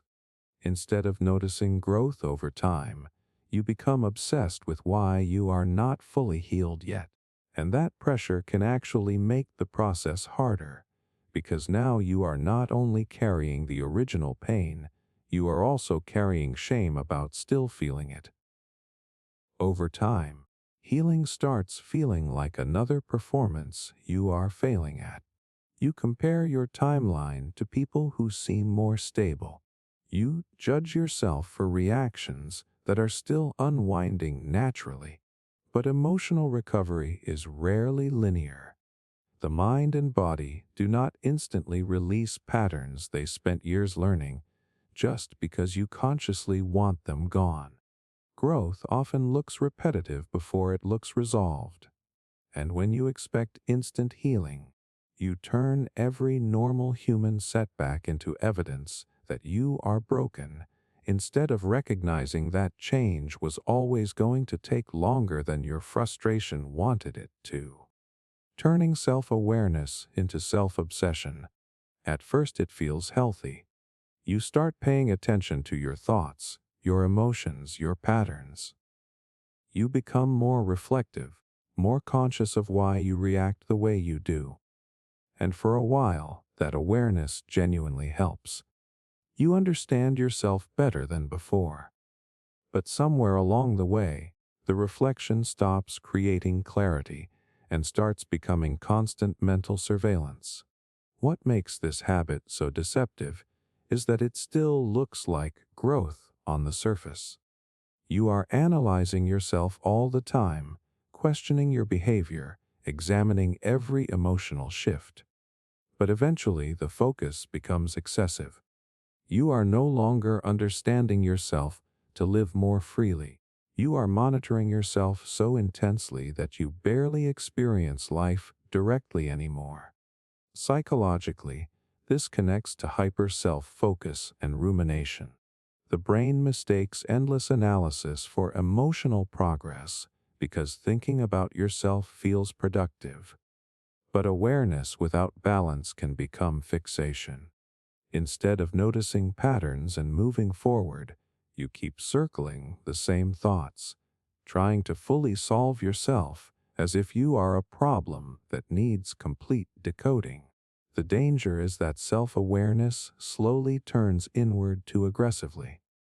Every reaction becomes something to dissect. Every conversation becomes something to replay.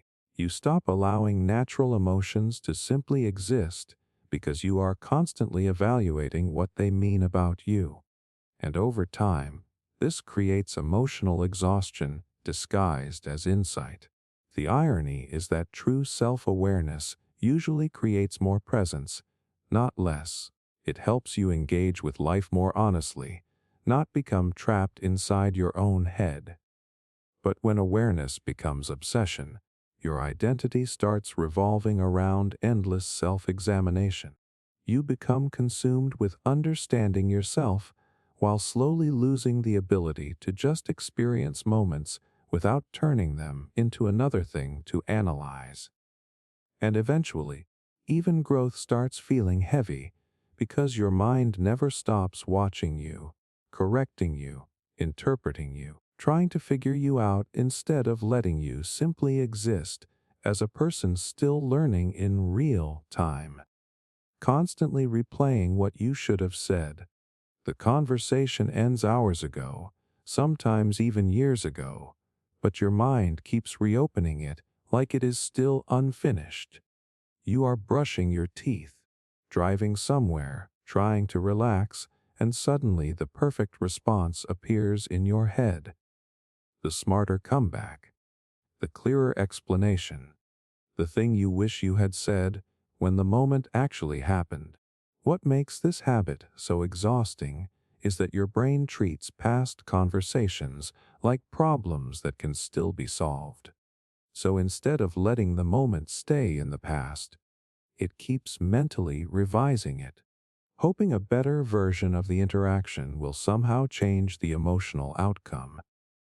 But no matter how many times you replay it, the real moment is already gone. Psychologically, this connects to rumination and delayed emotional processing. During stressful or emotionally charged situations, the brain often prioritizes survival over precision. That is why people freeze, go blank, or think of better responses later when the nervous system has calmed down. But instead of recognizing this as normal, the mind interprets it as failure and keeps searching for the perfect correction afterward. The danger is how this slowly traps you in hindsight. You begin treating every interaction like a performance review. Conversations stop feeling natural because part of your attention is always preparing for future regret. And afterward, instead of moving on, you mentally audit every word looking for mistakes or missed opportunities. Over time, this creates a constant sense of incompletion. It feels like you are always one sentence away from finally defending yourself properly, explaining yourself correctly, or proving your point perfectly. But most conversations do not need perfection to be valid. They only feel unfinished because your mind keeps revisiting them, trying to create certainty after the fact. And eventually, you stop remembering the interaction itself. You only remember the version of it where you think you failed to say enough. Feeling threatened by other people's success. Sometimes someone else achieves something good, and instead of feeling inspired, something uncomfortable rises in you immediately. A friend gets recognition. Someone your age reaches a milestone. Another person seems confident, talented, ahead. And before you even process it consciously, your mind starts comparing your life against theirs like their success quietly says something negative about you. What makes this habit so painful is that it turns other people's progress into evidence of your own lack. Their achievement stops being about them and starts becoming a mirror you use against yourself. So even moments that should feel neutral or positive begin triggering insecurity, pressure, or resentment that you do not even want to feel. Psychologically, this connects to scarcity-based comparison thinking. The brain interprets success like a limited resource, as if someone else having more somehow means there is less available for you. Instead of seeing life as individual paths moving at different speeds, the mind treats it like competition happening on a single timeline. So another person's progress feels emotionally personal even when it has nothing to do with your journey. The danger is how this quietly steals your ability to celebrate or stay present. You begin measuring yourself constantly against external milestones. You lose sight of your own progress because your attention is fixed on where someone else appears to be. And over time, success around you starts feeling stressful instead of motivating. The hardest part is that this mindset creates emotional isolation. You might genuinely care about people while simultaneously struggling to feel safe around their achievements. Not because you are selfish, but because your self-worth has become tied to comparison. So every reminder of someone else moving forward feels like proof that you are falling behind. But another person succeeding is not evidence that you are failing. It only feels threatening when your mind mistakes comparison for identity and turns someone else's path into a judgment of your own worth. Seeking control because uncertainty feels unbearable. There are people who do not actually crave control for power. They crave it for relief. The plans, the overthinking, the need to know what is happening next. It is not always about being controlling. Sometimes it is about trying to quiet the panic that shows up when life feels unpredictable. What makes this habit so consuming is that uncertainty starts feeling emotionally unsafe instead of simply unknown. A delayed reply becomes unbearable because your mind wants clarity immediately. A change in plans feels bigger than it should because your brain already started building certainty around the original version.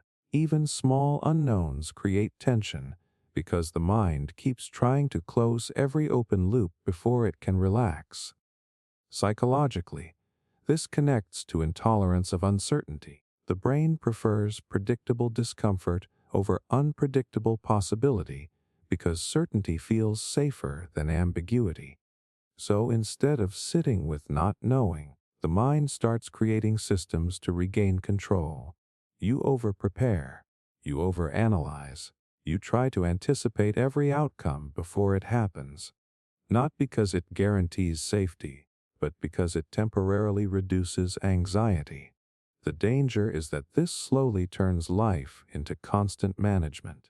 You stop experiencing moments naturally because part of your attention is always trying to secure the future before it arrives. And when reality inevitably changes in ways you cannot control, the emotional reaction feels overwhelming because your nervous system became dependent on certainty to feel stable. Over time, control stops being a preference and becomes a coping mechanism. You feel responsible for predicting problems before they happen, solving emotions before they appear, preventing discomfort before it exists. But life does not fully cooperate with control. People change, plans shift, outcomes stay uncertain, no matter how carefully you prepare. And eventually, the need for certainty becomes more exhausting than the uncertainty itself, because your mind never truly rests when it believes safety only exists inside complete control. Judging yourself for having negative thoughts. A thought appears in your mind, and before you even process it, another reaction follows right behind it. Why would I think that? What is wrong with me? You are no longer just experiencing the thought itself. You are judging yourself for the fact that it showed up at all. What makes this habit so exhausting is that the mind starts treating thoughts like moral evidence instead of mental events. A random intrusive idea, an angry reaction, a jealous feeling, a dark assumption, suddenly becomes something you believe says something terrible about your character. So instead of letting the thought pass naturally, you panic over what it means about you as a person. Psychologically, this connects to thought-action fusion, where the brain confuses having a thought with endorsing it or becoming it. But human minds generate thousands of thoughts constantly, many of them contradictory, irrational, emotional, or automatic. A thought appearing does not mean it reflects your true values. It simply means your brain is active and imperfect. The danger is that the more you fear certain thoughts, the more attention you give them. The brain starts monitoring itself constantly, checking whether the thought is still there, trying to force it away. And ironically, that resistance often strengthens the cycle, because what the mind treats as dangerous becomes more mentally significant. Over time, this creates shame around normal mental experiences. You stop feeling safe inside your own head because every uncomfortable thought feels like something that needs to be analyzed, corrected, or suppressed immediately. And instead of focusing on your actions or intentions, you become consumed with policing your internal world at a level no human can realistically maintain. The truth is, having negative thoughts does not automatically make you negative. It makes you human. But when the mind starts judging itself for every uncomfortable idea that passes through it, even normal mental noise begins to feel emotionally threatening. Believing your past permanently damaged you. There are experiences that leave marks on people long after they end. Painful relationships, rejection, loss, humiliation, instability. And after carrying those experiences for enough time, the mind can start building a dangerous conclusion around them. Not that something hurt you, but that it permanently ruined something inside you. What makes this belief so heavy is that it turns pain into identity.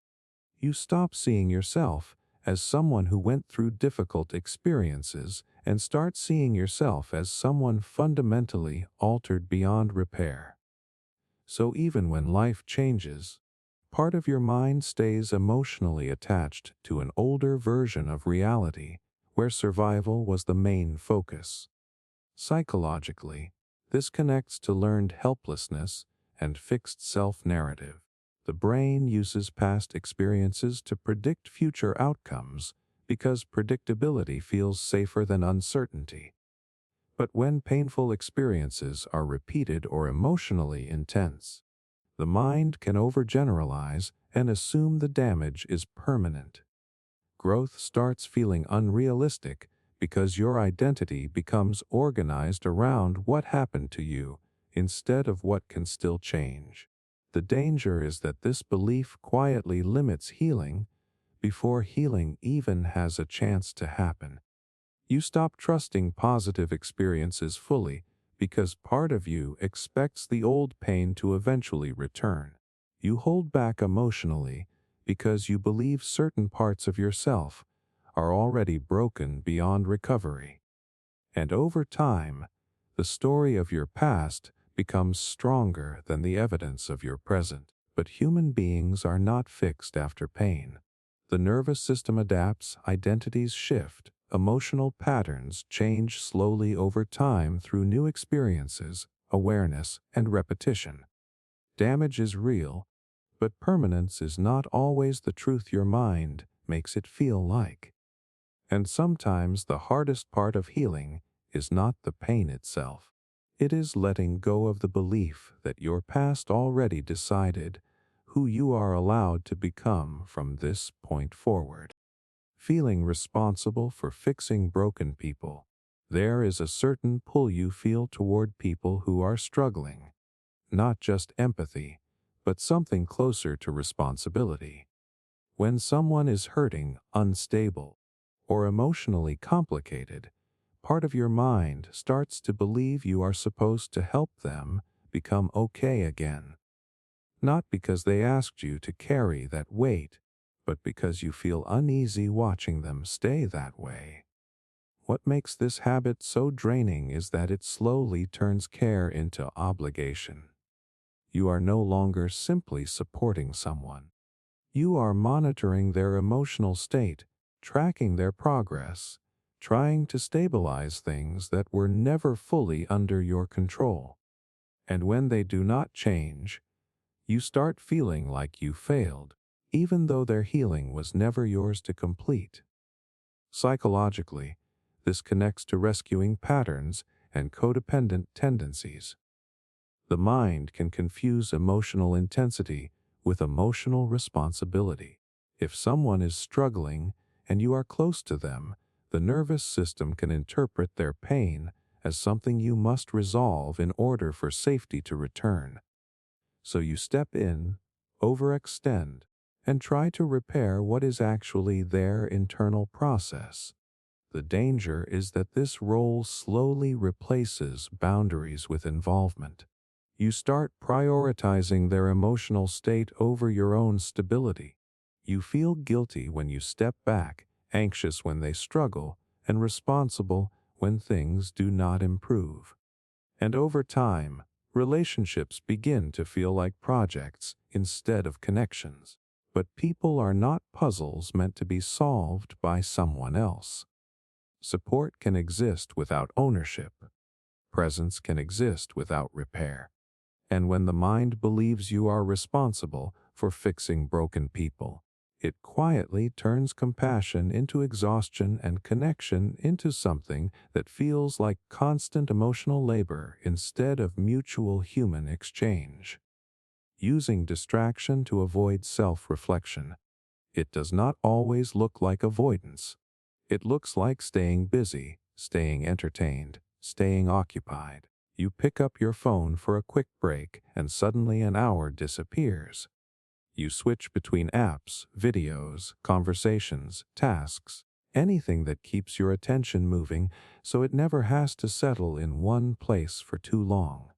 What makes this habit so subtle is that distraction feels harmless. It feels like rest. But sometimes it is not rest at all. It is a way to avoid sitting with yourself long enough for certain thoughts to surface. Because the moment things get quiet, there is a chance you might start noticing what you have been postponing emotionally. Psychologically, this connects to experiential avoidance. The mind learns that certain inner experiences like discomfort, uncertainty, regret, or unresolved emotions are easier to manage when attention is directed outward. So instead of processing them, you repeatedly shift focus to something immediate and stimulating. Not because it solves anything, but because it temporarily removes the pressure of reflection. The danger is that distraction does not eliminate what is underneath. It only delays contact with it, and the longer it is delayed, the less familiar you become with your own internal world. You stay functional, you stay productive, you stay entertained, but you also start losing clarity about what you actually feel when nothing is competing for your attention. Over time, silence itself can begin to feel uncomfortable. Not because silence is bad, but because it removes the noise that has been covering up unresolved thoughts. And when you are no longer used to self-reflection, even small moments of stillness can feel strangely heavy, like something is waiting there that you have not yet addressed. Eventually, distraction becomes less about enjoying life and more about avoiding yourself, until being alone with your own mind starts feeling like something you need to escape from rather than understand. Ignoring your needs until you break down. It usually does not start as neglect. It starts as responsibility. You tell yourself you will rest after this task, eat after this thing, slow down once things are less busy. There is always a later version of you who will take care of what you are currently pushing aside. What makes this habit so dangerous is how normal it feels in the beginning. You are not actively rejecting your needs, you are just postponing them. A little less sleep, a skipped meal, another day of pushing through fatigue. And because you are still functioning, it does not register as urgent. It feels like discipline, like focus, like commitment. Psychologically, this connects to chronic self-neglect patterns where short-term task orientation overrides internal signals from the body and emotions. The mind prioritizes external demands over internal cues, especially when productivity or responsibility becomes tied to self-worth. So tiredness is ignored, stress is minimized, and emotional discomfort is delayed instead of processed. The danger is that the body keeps track even when the mind does not. Needs do not disappear just because they are ignored. They accumulate. Fatigue builds, emotional pressure builds, and eventually the system stops being able to compensate quietly. What was once manageable turns into exhaustion that feels sudden, even though it was building slowly the entire time. And then the breakdown feels surprising, as if it came out of nowhere. But it did not. It was a long sequence of small dismissals where each moment of ignoring yourself felt reasonable on its own. The real shift is not the breakdown itself, but the realization that you had been treating your own needs as optional for too long without noticing the cost. Thinking loneliness means failure. There is a moment when things get quiet, and instead of just noticing it as a state, your mind turns it into a conclusion. You are alone, and somehow that stops feeling neutral. It starts feeling like evidence that something is wrong, like a verdict on your value, your desirability, or your progress in life. What makes this habit so heavy is that it turns a human experience into a personal judgment. Loneliness is no longer just a condition of being without connection in a given moment. It becomes interpreted as proof that you are behind, unchosen, or lacking in some invisible way. So the feeling itself is not the only weight you carry. You also carry what you think it says about you. Psychologically, this connects to meaning-making bias and social comparison. The brain is constantly trying to explain emotional states, and when it cannot find a clear external cause, it often turns inward. So instead of seeing loneliness as a situational or temporary experience, it becomes attached to identity. The mind prefers a painful explanation about self-worth over an uncertain explanation about timing or circumstance. The danger is how this slowly changes your behavior around connection. You might start reaching out from urgency rather than genuine desire. You might interpret normal periods of solitude as personal rejection. And over time, you begin to fear being alone, not just because of the feeling itself, but because of what you believe it implies about you as a person. But loneliness is not a measurement of failure. It is a signal of missing connection in a specific moment, not a permanent statement about who you are. When the mind turns it into identity, it adds a layer of shame on top of an already uncomfortable feeling, making something temporary feel like something deeply wrong with you. Equating attention with affection, it can feel very similar in the beginning. Someone replies quickly, checks in often, notices small details about you, and your mind quietly labels it as care. You feel seen, you feel acknowledged, and somewhere along the way, attention starts to register as emotional closeness. What makes this habit so misleading is that attention is easy to measure, but affection is not. Attention is frequency response time, presence in moments. Affection is consistency, depth, and emotional reliability. But the mind does not always separate those things clearly.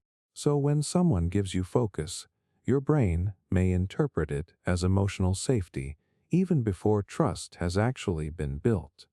Psychologically, this connects to reward-based attachment cues. Human brains are highly responsive to signals of being noticed because attention in early development often correlates with care. So later in life, the nervous system can still treat attention as a shortcut for emotional security. The problem is that attention can exist without genuine emotional investment. The danger is how quickly this can distort expectations. You may start feeling attached to intensity rather than stability. High engagement feels like closeness, even if it is inconsistent or shallow.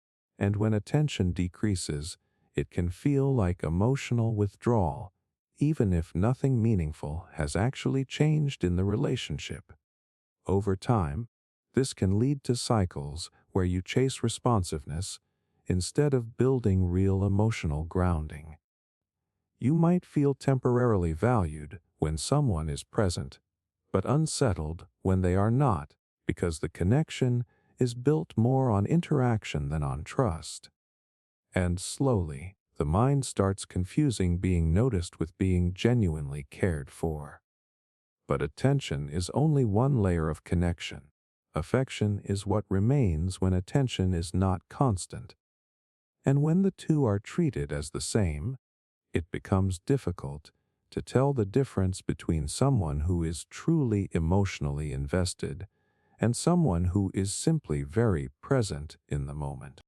Staying in survival mode long after danger passed, there is a strange mismatch that can happen inside a person. On the outside, life looks stable enough. The situation that once felt threatening is no longer there. But inside, something still behaves as if the threat never left. The tension remains. The alertness remains. The sense that you cannot fully relax remains.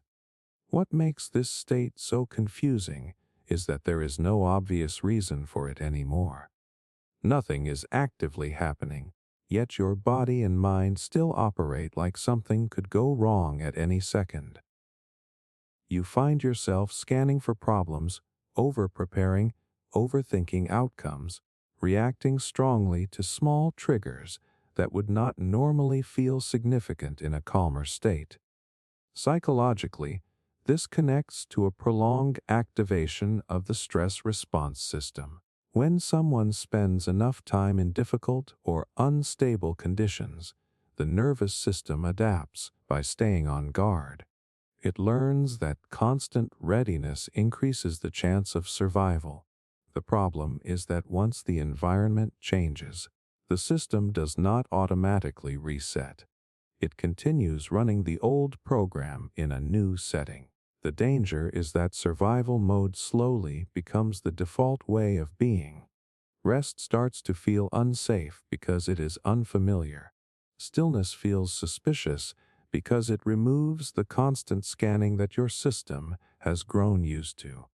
Even positive situations can feel slightly tense, not because they are harmful, but because your body has not updated its definition of safety. Over time, this creates a disconnect between external reality and internal experience. Life may be calmer, but your inner world still behaves like it is under pressure. And without realizing it, you can end up living in a state where you are no longer reacting to present danger, but still carrying the physiological memory of past ones as if they are still ongoing. Believing your value decreases when you struggle. There is a quiet shift that happens when difficulty enters your life. A mistake at work, a period of low energy, emotional heaviness, or just a phase where things are not going smoothly. And instead of seeing it as a temporary state, your mind starts translating it into something deeper. Not just I am struggling right now, but I am less capable because I am struggling. What makes this habit so painful is how quickly it turns experience into identity. Struggle stops being something you are going through and becomes something you think you are. So every slowdown feels like evidence that your value has dropped, even though nothing about your actual abilities or worth has fundamentally changed.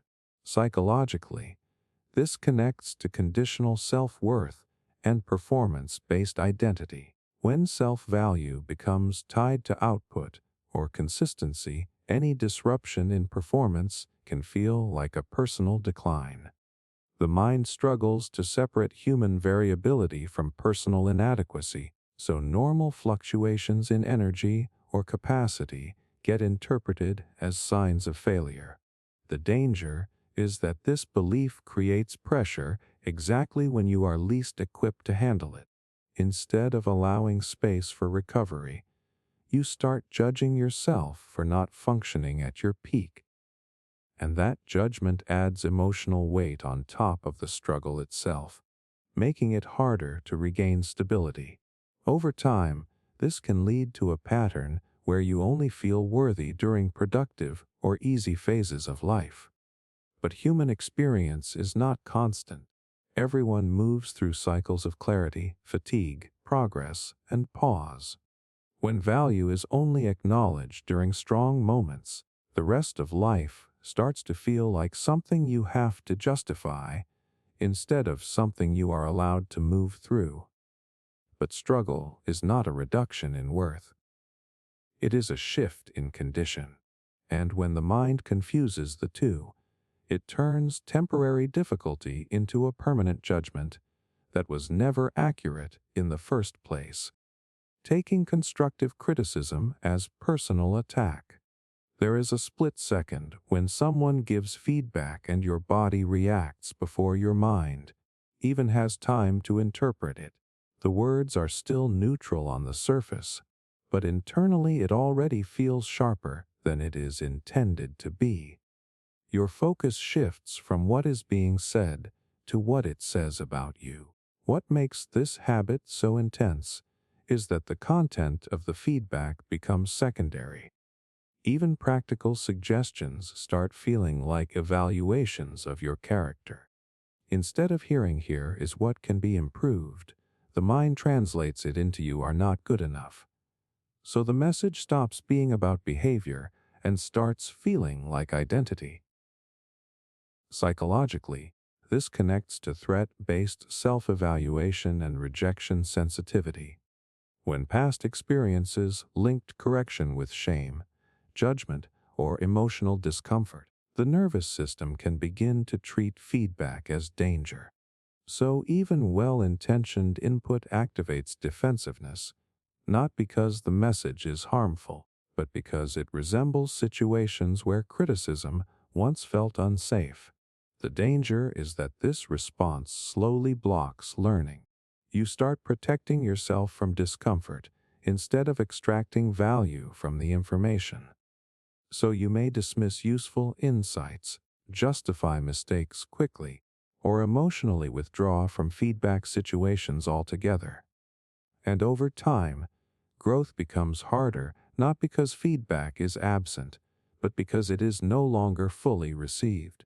But constructive criticism is not an attack on identity. It is information about a specific moment, a specific action, a specific outcome. When the mind collapses that distinction, every correction feels like rejection, and every suggestion feels like judgment. That turns something meant to refine you into something you instinctively resist, even when it could genuinely help you improve. Assuming emotional pain must have meaning. There is a moment when discomfort shows up, and the mind immediately starts searching for a reason.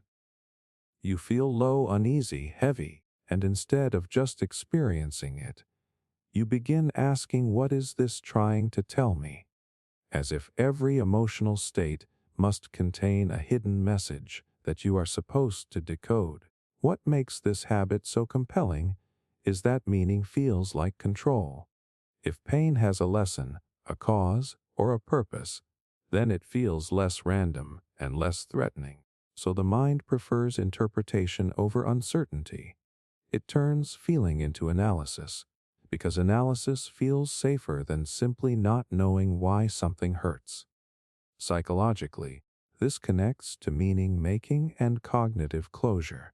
The brain is uncomfortable with ambiguous emotional states, so it tries to resolve them by attaching explanations. But not all emotional pain arrives with a clear message. Sometimes it is a response to stress, fatigue, change, memory, or no specific reason at all that can be neatly labeled. The danger is that this constant search for meaning can create unnecessary pressure. You may start overanalyzing yourself every time you feel off, assuming there must be something wrong that needs solving. And when no clear answer appears, you might feel even worse, as if you failed to understand your own emotions properly. Over time, this habit can turn simple emotional experiences into complex inner investigations. You stop allowing feelings to exist without interpretation. Even temporary discomfort becomes a puzzle you feel obligated to solve before you are allowed to move on from it. But emotional pain does not always arrive as a lesson. Sometimes it is just an experience passing through the nervous system.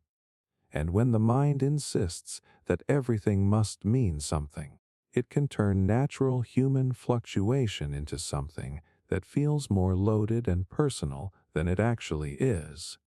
Feeling guilty for outgrowing people. There is a strange discomfort that shows up when you realize you are not the same person you used to be around certain people. Conversations that once felt natural now feel slightly off. Shared humor does not land the same way. Priorities have shifted, and instead of feeling free about that change, you feel a quiet guilt for it. What makes this habit so emotionally complex is that growth does not always feel like separation at first, but it often becomes that. You start thinking differently, valuing different things, moving at a different pace, and suddenly some connections no longer fit the same way they used to.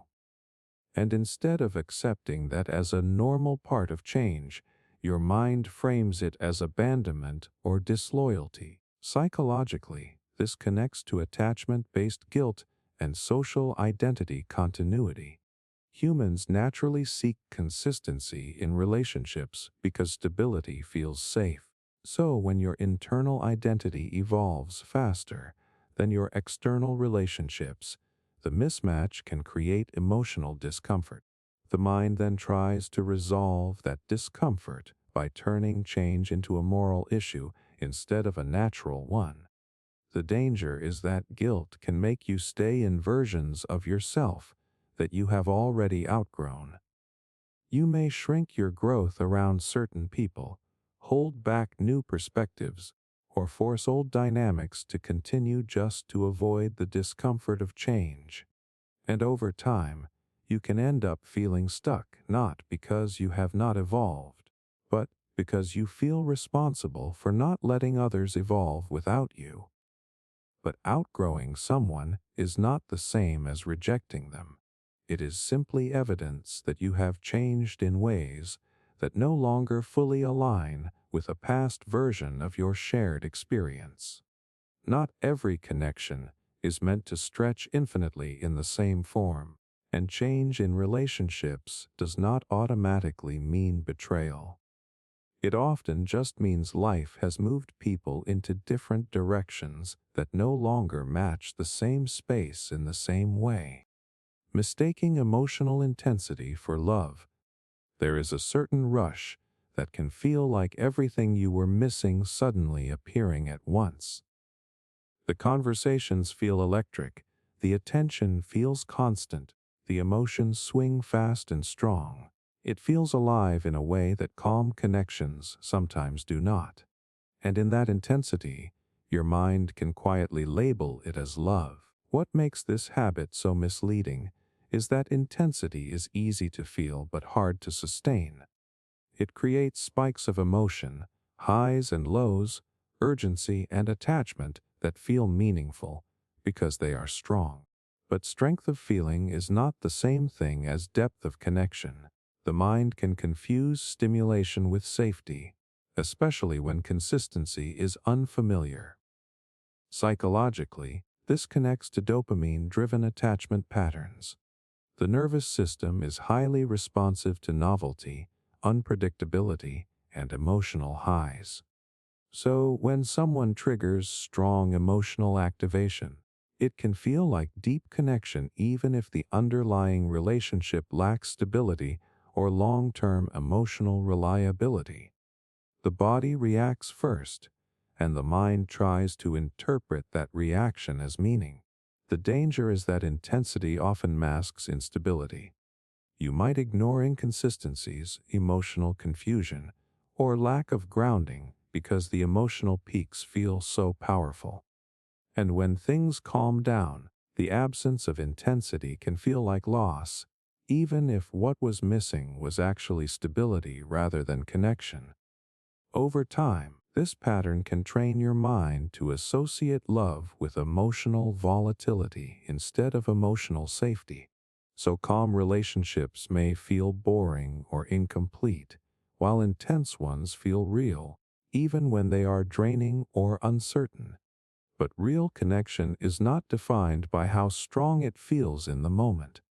It is defined by how safe, steady, and emotionally clear it remains over time, even when the intensity fades. Trying to predict every possible outcome, there is a moment before you make a decision where your mind starts running ahead of you. Not just one path, but many.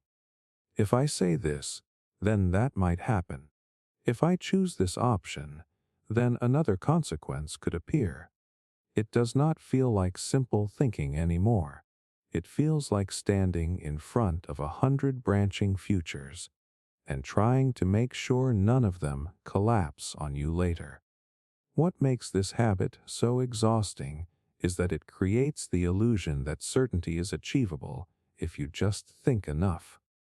So you keep adding more scenarios, more angles, more what-ifs, hoping that eventually you will reach a point where nothing can go wrong. But instead of clarity, you end up with more complexity and less willingness to move at all.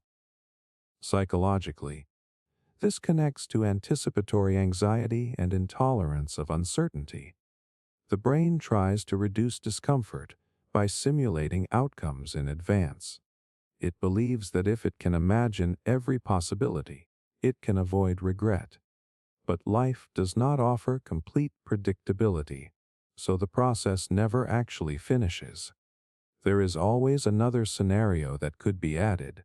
The danger is that this slowly replaces decision-making with mental simulation. You start believing that thinking is the same as preparing. So action gets delayed, choices feel heavier than they are, and even simple decisions begin to feel like high-stakes events that require full certainty before you are allowed to proceed. Over time, this creates a state where you are always ahead of your life, but rarely inside it. You are constantly living in imagined versions of the future, instead of the present moment where the actual decision has to be made. And the more you try to predict everything, the harder it becomes to trust that you can handle things as they unfold, even when they inevitably do. Believing happiness makes you less ambitious. There is a quiet suspicion some people develop toward feeling content. When life feels stable, when there is a sense of calm or satisfaction, a small voice starts to question it. If I am happy right now, does that mean I will stop pushing myself? As if peace and ambition cannot exist in the same space. What makes this belief so subtle is that it often hides behind discipline. You tell yourself that discomfort is what drives progress. That pressure is necessary. That if you relax emotionally, your motivation will disappear. So instead of allowing yourself to feel okay, You stay slightly tense, slightly unsatisfied, as if happiness might slow you down. Psychologically, this connects to reward-based motivation patterns, where achievement is linked with relief from discomfort, rather than genuine fulfillment. The mind learns that progress comes from tension, so calmness gets misinterpreted as stagnation. But in reality, motivation does not require emotional distress to exist. It often requires clarity, energy, and internal stability to be sustained long-term. The danger is that this belief can turn success into a moving target that never allows rest. Even when things are going well, you create new pressure to keep yourself from feeling too satisfied. So ambition becomes less about meaningful direction and more about avoiding the discomfort of contentment. Over time, this creates a cycle where you are always chasing improvement, but rarely experiencing it fully. You might achieve more, but feel less present for it, because the mind has learned to treat peace as a signal to keep going rather than a state that can exist alongside growth.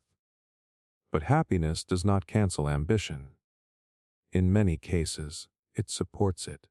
When you are not constantly fighting internal tension, you have more clarity to choose goals intentionally instead of reacting to pressure. And when the mind stops treating calm as a threat to progress, it becomes easier to build a life that is both driven and emotionally sustainable at the same time. Waiting for confidence before trying new things.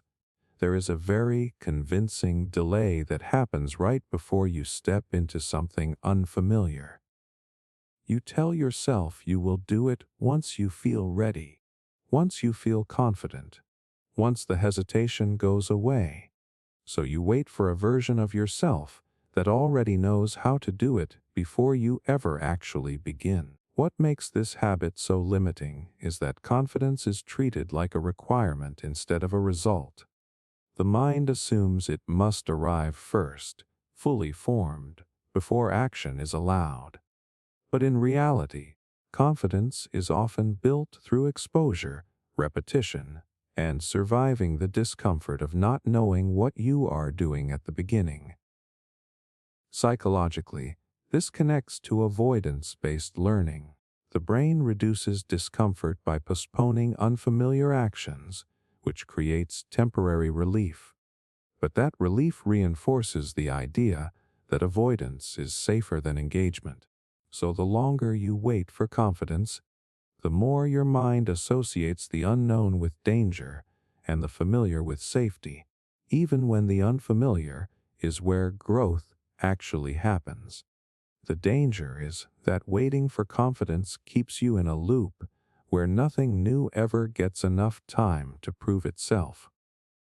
You imagine that others are confident because they started confident, when in reality they likely built it by doing things before they felt ready. So the standard you are waiting for is not something people had before starting. It is something they developed after starting. Over time, this creates a pattern where your life feels paused at the edge of possibility. You see what you could do, you understand what you want, but you keep postponing the first step because it does not feel emotionally comfortable yet. And the more you wait, the more unfamiliar starting begins to feel, which makes confidence seem even further away. But confidence is rarely a starting condition.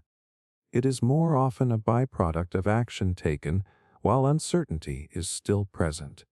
And when the mind stops demanding confidence as a prerequisite, it becomes possible to actually begin the experiences that eventually create it. Thinking boundaries make you selfish. There is a moment when you want to say no, but something in you hesitates.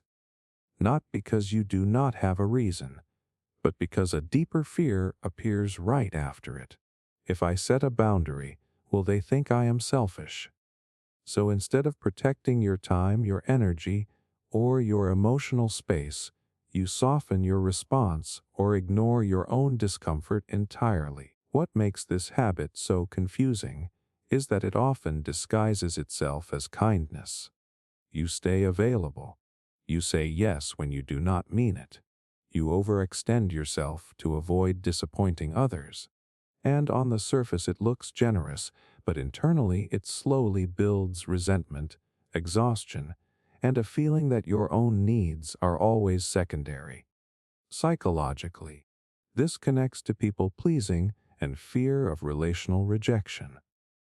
When acceptance in the past felt conditional on being agreeable or easy to deal with, the nervous system can start associating boundaries with danger. So saying no does not just feel like disagreement. It feels like risk to connection itself. The danger is that without boundaries, relationships become unbalanced without anyone explicitly intending it. You begin to overfunction while others may unconsciously underadjust. And because your needs are not clearly expressed, they also cannot be understood or respected consistently. So the relationship looks fine externally but feels heavy internally. Over time, this can create a cycle where exhaustion is mistaken for responsibility. You think you are being a good person by always accommodating, but your internal experience becomes increasingly depleted. And the more you avoid boundaries, the more difficult they feel to set, because your system learns that discomfort must always be tolerated rather than communicated. But boundaries are not rejection. They are clarification. They do not say you do not care. They say you also exist in the equation. And when the mind equates boundaries with selfishness, it turns basic self-respect into something that feels morally wrong, even though it is often what allows relationships to remain healthy and sustainable in the first place. Internalizing every awkward interaction. There is a moment after a conversation where everything should be over, but your mind refuses to let it end there. A pause that felt slightly too long, a sentence that came out a bit clumsy, a facial expression you are not fully sure about, and suddenly the interaction becomes something you start replaying over and over again. What makes this habit so sticky is how small the triggers usually are. From the outside, nothing significant happened. But internally, the brain magnifies it, filling in gaps with assumptions. Maybe I sounded weird. Maybe they thought that was strange. Maybe I made things uncomfortable. So a neutral moment slowly gets upgraded into a personal flaw you feel responsible for. Psychologically, this connects to post-event processing and social anxiety patterns. The mind reviews social situations repeatedly in an attempt to find errors and prevent future embarrassment. It assumes that if it analyzes the moment enough, it can extract a version of you that performs better next time. But instead of clarity, it often produces distortion. The danger is that you start trusting these internal reviews more than the actual interaction. You forget how little attention other people typically give to small imperfections. Most awkward moments are not stored by others the way they are stored by you. But because your mind keeps revisiting them, they start feeling larger and more significant than they actually were. Over time, this creates a habit of shrinking after social contact. Instead of moving on, you internally evaluate yourself, often harshly, and carry that evaluation forward into the next interaction. So the present moment is never fully clean. It is always influenced by a memory of something that felt slightly off, even if nobody else registered it at all. And eventually, the interaction is no longer just what happened between you and someone else. It becomes what you think happened, filtered through repeated internal replay that slowly replaces the actual experience with a more critical version of it. Assuming others are emotionally stronger than you. There is a quiet comparison that happens in your head when someone handles stress calmly. They do not seem shaken. They do not overreact. They keep going. And almost instantly, your mind builds a story where they must be stronger than you emotionally, more stable, more in control, more evolved in some way you are not.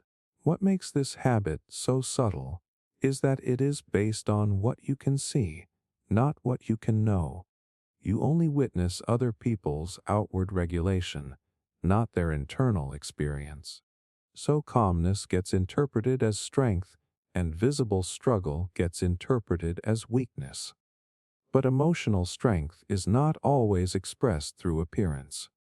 It is often hidden, inconsistent, and context-dependent.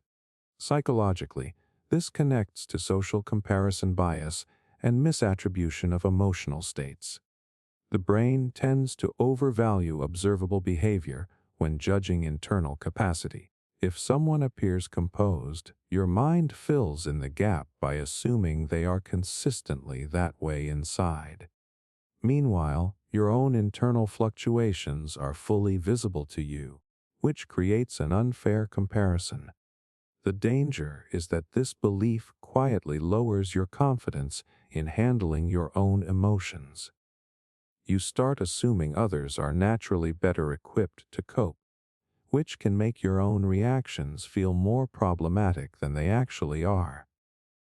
You might hold back from expressing emotions, asking for support, or trusting your ability to recover from difficult states because you believe others would not struggle the same way. Over time, this creates a distorted hierarchy where everyone else seems emotionally stable and you feel like the exception. But in reality, emotional strength is not a fixed trait that some people simply have and others lack. It is a fluctuating skill shaped by experience, context, and coping strategies that are not always visible from the outside. And when the mind stops equating external composure with internal superiority, it becomes easier to see that everyone is managing their own emotional complexity, even when it is not immediately obvious. Constantly searching for hidden motives. There is a moment in almost every interaction where your mind quietly shifts from listening to investigating. Someone says something kind, and instead of receiving it, you start scanning for what it really means. Someone helps you, and you wonder what they expect in return. Even simple gestures stop feeling simple because your attention moves behind the words instead of staying with them. What makes this habit so draining is that nothing is ever fully accepted at face value. Every action gets filtered through a question of intent. Is this genuine? Is there something unspoken here? Am I missing the real reason behind this behavior? And because motives are not always directly visible, your mind fills the gaps with possibilities that often lean toward suspicion. Psychologically, this connects to hypervigilance in social interpretation and trust-related cognitive bias. When past experiences involved inconsistency, manipulation, or emotional unpredictability, the brain can learn to treat ambiguity as potential risk. So instead of assuming neutral or positive intent, it starts scanning for hidden meaning as a form of protection. The danger is that this pattern slowly erodes the ability to feel safe in ordinary interactions. Even sincere behavior can start to feel uncertain because your mind is constantly checking for what might be underneath it. Over time, relationships become mentally exhausting not because people are necessarily doing anything wrong, but because you are never allowed to simply take things as they are. And eventually, you stop experiencing interactions directly. You start experiencing your interpretation of them. Every conversation becomes a layered analysis. Every gesture becomes a possible signal. and the natural flow of connection gets replaced by constant internal evaluation of motives that may not even exist. Treating setbacks like proof to quit. There is a moment right after something goes wrong where everything feels heavier than it actually is. A mistake happens, a plan fails, progress slows down, and your mind does not just register it as an event. It immediately starts turning it into evidence. What makes this habit so convincing is how fast interpretation replaces experience. You do not just think this did not work. You start thinking maybe this is a sign I should stop. One setback becomes a summary, and a summary becomes a decision about your entire direction. Psychologically, this connects to all or nothing thinking and negative attribution bias. The brain prefers clear conclusions over uncertainty, so it turns temporary difficulty into a global message. If something is hard or does not succeed immediately, the mind interprets it as proof that continuing might be pointless. Even when setbacks are a normal part of learning any skill or building anything meaningful. The danger is that this creates a fragile relationship with effort. You start associating difficulty with failure instead of development. So instead of adjusting strategy or continuing through discomfort, quitting starts feeling like the most logical option every time something does not go smoothly. And over time, you stop distinguishing between a signal to improve and a signal to stop entirely. What actually gets lost here is context. A setback is not a final statement. It is information about timing, method conditions, or experience level. But when your mind collapses everything into meaning too quickly, you do not get the chance to learn from the situation. You only get the conclusion that you are not meant for it. And eventually, progress itself starts feeling unreliable, not because you cannot succeed, but because every obstacle gets interpreted as confirmation that you should not continue long enough to find out what would have happened next. Believing you must always be emotionally available. There is a quiet expectation that starts to form when you are the person others turn to. You reply quickly, you listen, you stay present, you make space for people even when you are tired. And slowly, without noticing it, your mind begins to treat emotional availability as something you are supposed to maintain all the time, regardless of your own state. What makes this belief so subtle is that it often feels like responsibility. You might think that being a good friend, partner, or family member means always being reachable, always being open, always being ready to hold space. So even when you are overwhelmed or drained, you override your own emotional limits because stepping back starts to feel like failing others. Psychologically, this connects to boundary diffusion and caregiving role conditioning.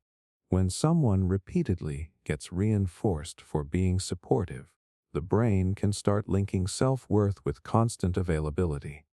So saying no, delaying a response, or needing space does not feel neutral.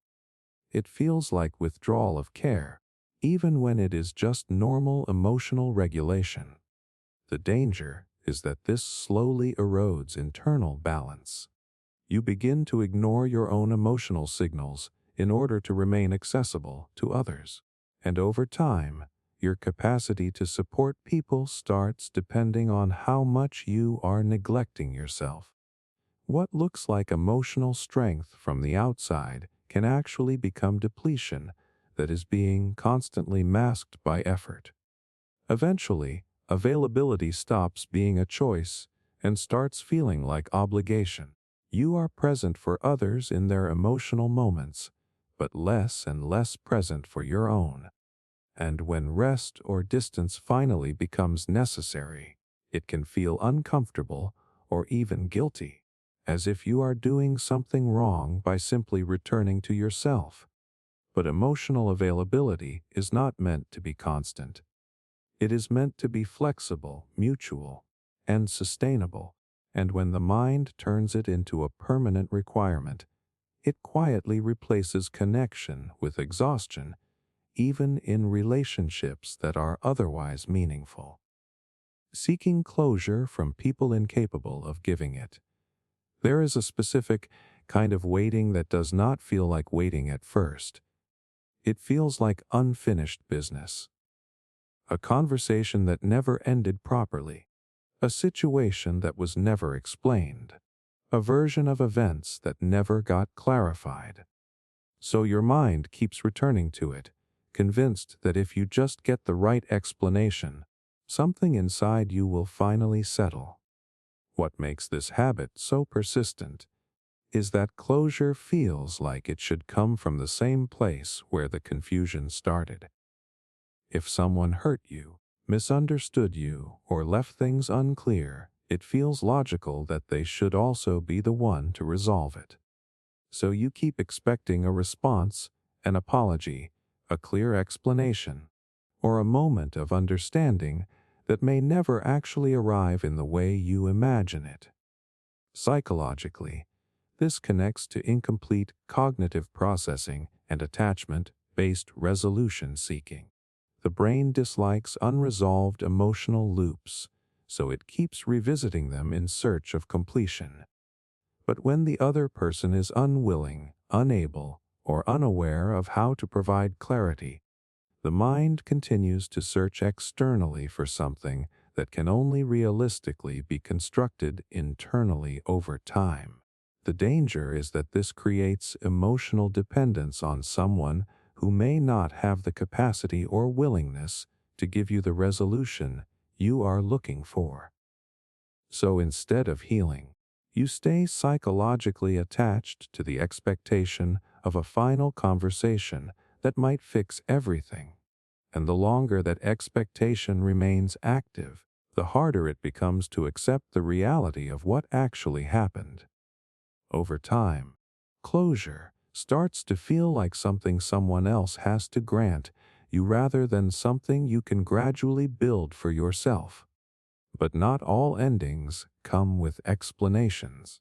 Some remain incomplete in external terms, even while internal understanding slowly develops. And when the mind insists that clarity must come from the same source as the hurt, it can keep you stuck waiting for a resolution that may never arrive in the form you need. Thinking healing should look linear, there is a quiet expectation that once you decide to heal, things should steadily improve. Day by day, step by step, a clear upward path where pain decreases, stability increases, and progress can be tracked in a straight line. So when you have a difficult day after a good one, it feels like something has gone wrong. What makes this belief so frustrating is that it turns normal fluctuation into perceived failure. A setback is no longer seen as part of the process. It feels like regression. So even when you are genuinely improving over time, the moment-to-moment experience can feel confusing because your mind expects consistency from something that is naturally inconsistent. Psychologically, this connects to linear progress bias and emotional pattern misinterpretation. The brain prefers predictable structures, so it tries to organize healing into a clear sequence. But emotional recovery does not follow a fixed schedule. It moves in cycles influenced by triggers, memories, environment, sleep, stress, and countless subtle factors that shift from day to day. The danger is that this expectation can make healing feel like something you are constantly failing at. Instead of recognizing overall direction, you focus on temporary dips and interpret them as proof that nothing is working. This can create impatience with yourself and reduce trust in the process, even when real change is happening beneath the surface. Over time, you may start judging your progress based on how consistently good you feel, rather than how your overall baseline is shifting. But healing is often uneven. It includes repetition, return of old emotions, and moments that feel like they contradict progress, even when they are part of integration rather than reversal. And eventually, the belief in a linear path can make you overlook actual growth because you are waiting for a version of healing that feels smooth, predictable, and uninterrupted, even though real emotional change rarely behaves that way. Staying loyal to unhealthy patterns because they feel familiar. There is a strange comfort in repetition, even when the repetition is not good for you. The same reactions, the same choices, the same emotional loops that leave you drained, but also strangely predictable. Because at least you know how they go. You know what to expect. And that predictability can start to feel safer than change. What makes this habit so powerful is that familiarity gets mistaken for safety. An unhealthy pattern can still feel grounding simply because your nervous system has practiced it for a long time.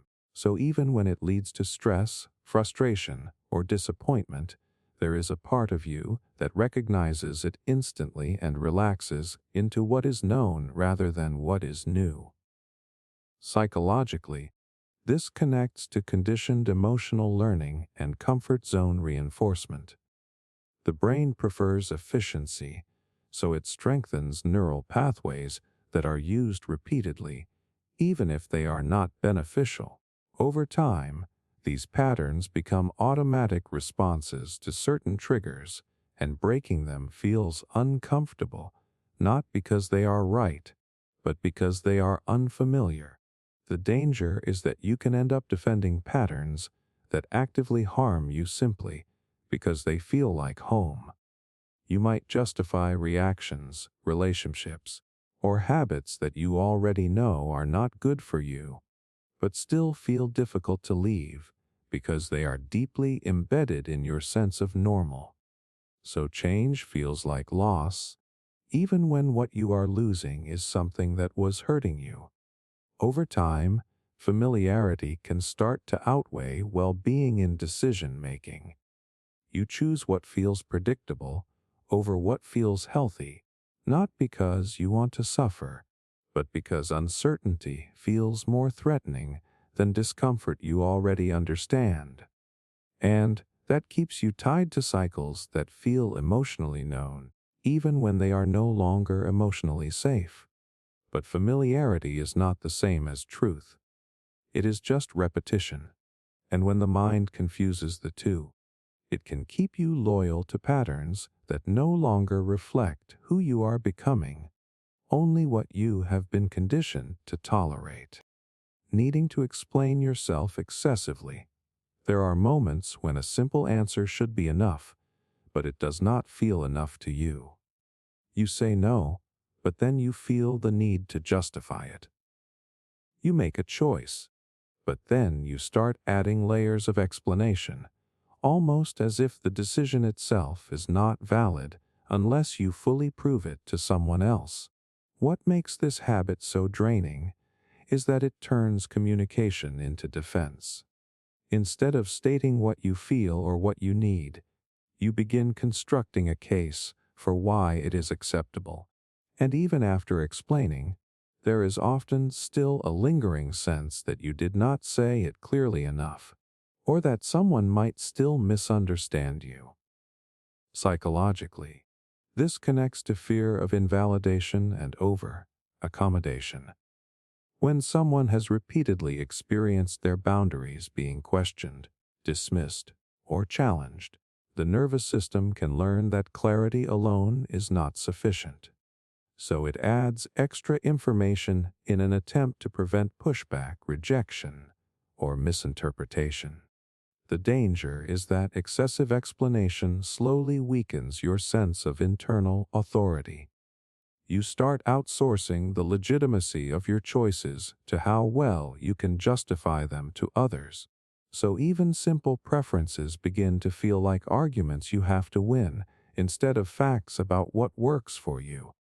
Over time, this creates a pattern where silence feels unsafe and simplicity feels incomplete. You might find yourself over-detailing small decisions, over-clarifying emotions, or over-defending boundaries that should not require justification in the first place. And instead of your communication becoming clearer, it becomes heavier because it is shaped by anticipation of resistance rather than confidence in your own perspective. But not every truth needs a justification to be valid. Sometimes a decision is simply a decision. A boundary is simply a boundary. And when the mind stops treating explanation as proof of worthiness, communication can become more direct, more grounded, and less emotionally exhausting for you to carry. Interpreting uncertainty as danger, there is a very specific kind of discomfort that shows up when you do not know what is going to happen next. A delayed reply, a vague tone, an unclear situation, and instead of letting it stay neutral, your mind immediately starts filling the gap with threat.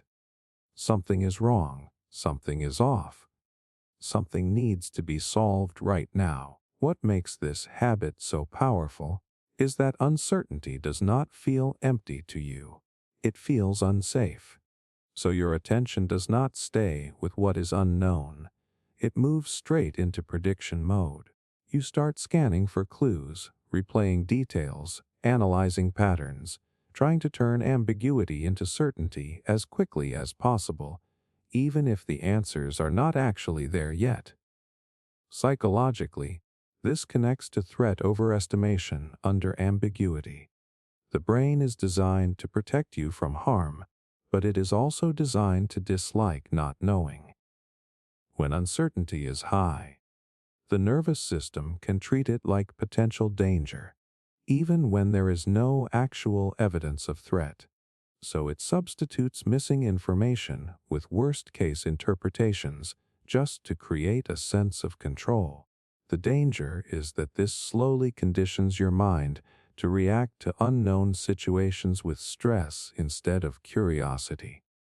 You stop sitting with ambiguity and start trying to eliminate it immediately. And over time, even small moments of not knowing can feel emotionally loud, as if silence itself is a warning signal. This can reshape how you experience everyday life. Waiting feels uncomfortable. Delays feel personal. Neutral situations feel suspicious. Not because anything is actually wrong, but because your brain has learned to equate lack of information with potential harm. So instead of allowing time to reveal answers, you rush to create them internally, even when they are incomplete or inaccurate. But uncertainty is not automatically danger. It is just unfinished information, and when the mind stops treating not knowing as a threat, it becomes possible to stay present in situations without turning every unknown into a problem that needs immediate emotional resolution. Believing your emotions need justification. There is a subtle pause that happens right after you feel something strong. Before you even fully experience it, your mind starts preparing an explanation. Why am I feeling this? Is this reasonable? Do I have a good enough reason for this reaction? As if the emotion itself is not allowed to exist until it passes a kind of internal approval process. What makes this habit so restrictive is that it turns emotions into arguments. Instead of simply noticing what is present, you start building a case for why it is valid. So sadness becomes something you justify. Anger becomes something you defend. Anxiety becomes something you try to logically explain before you even acknowledge that it is there. Psychologically, this connects to emotional invalidation and cognitive overcontrol. When someone has learned that feelings must be explained in order to be accepted, the nervous system begins to treat raw emotion as insufficient on its own. So the mind steps in to translate everything into reasoning, as if emotions are not trustworthy unless they come with evidence. The danger is that this creates distance between you and your own internal experience. Instead of feeling emotions directly, you filter them through evaluation. And in that process, you can end up minimizing or delaying what you actually feel because it does not seem justified enough to be expressed fully. Over time, this habit can make emotional awareness feel like a debate rather than a signal. You start questioning whether your reactions are appropriate instead of simply understanding that they are present. And when emotions constantly need justification, you become less responsive to yourself and more focused on whether your inner world meets external standards of logic or acceptability. But emotions are not verdicts that require approval. They are signals that arise before explanation.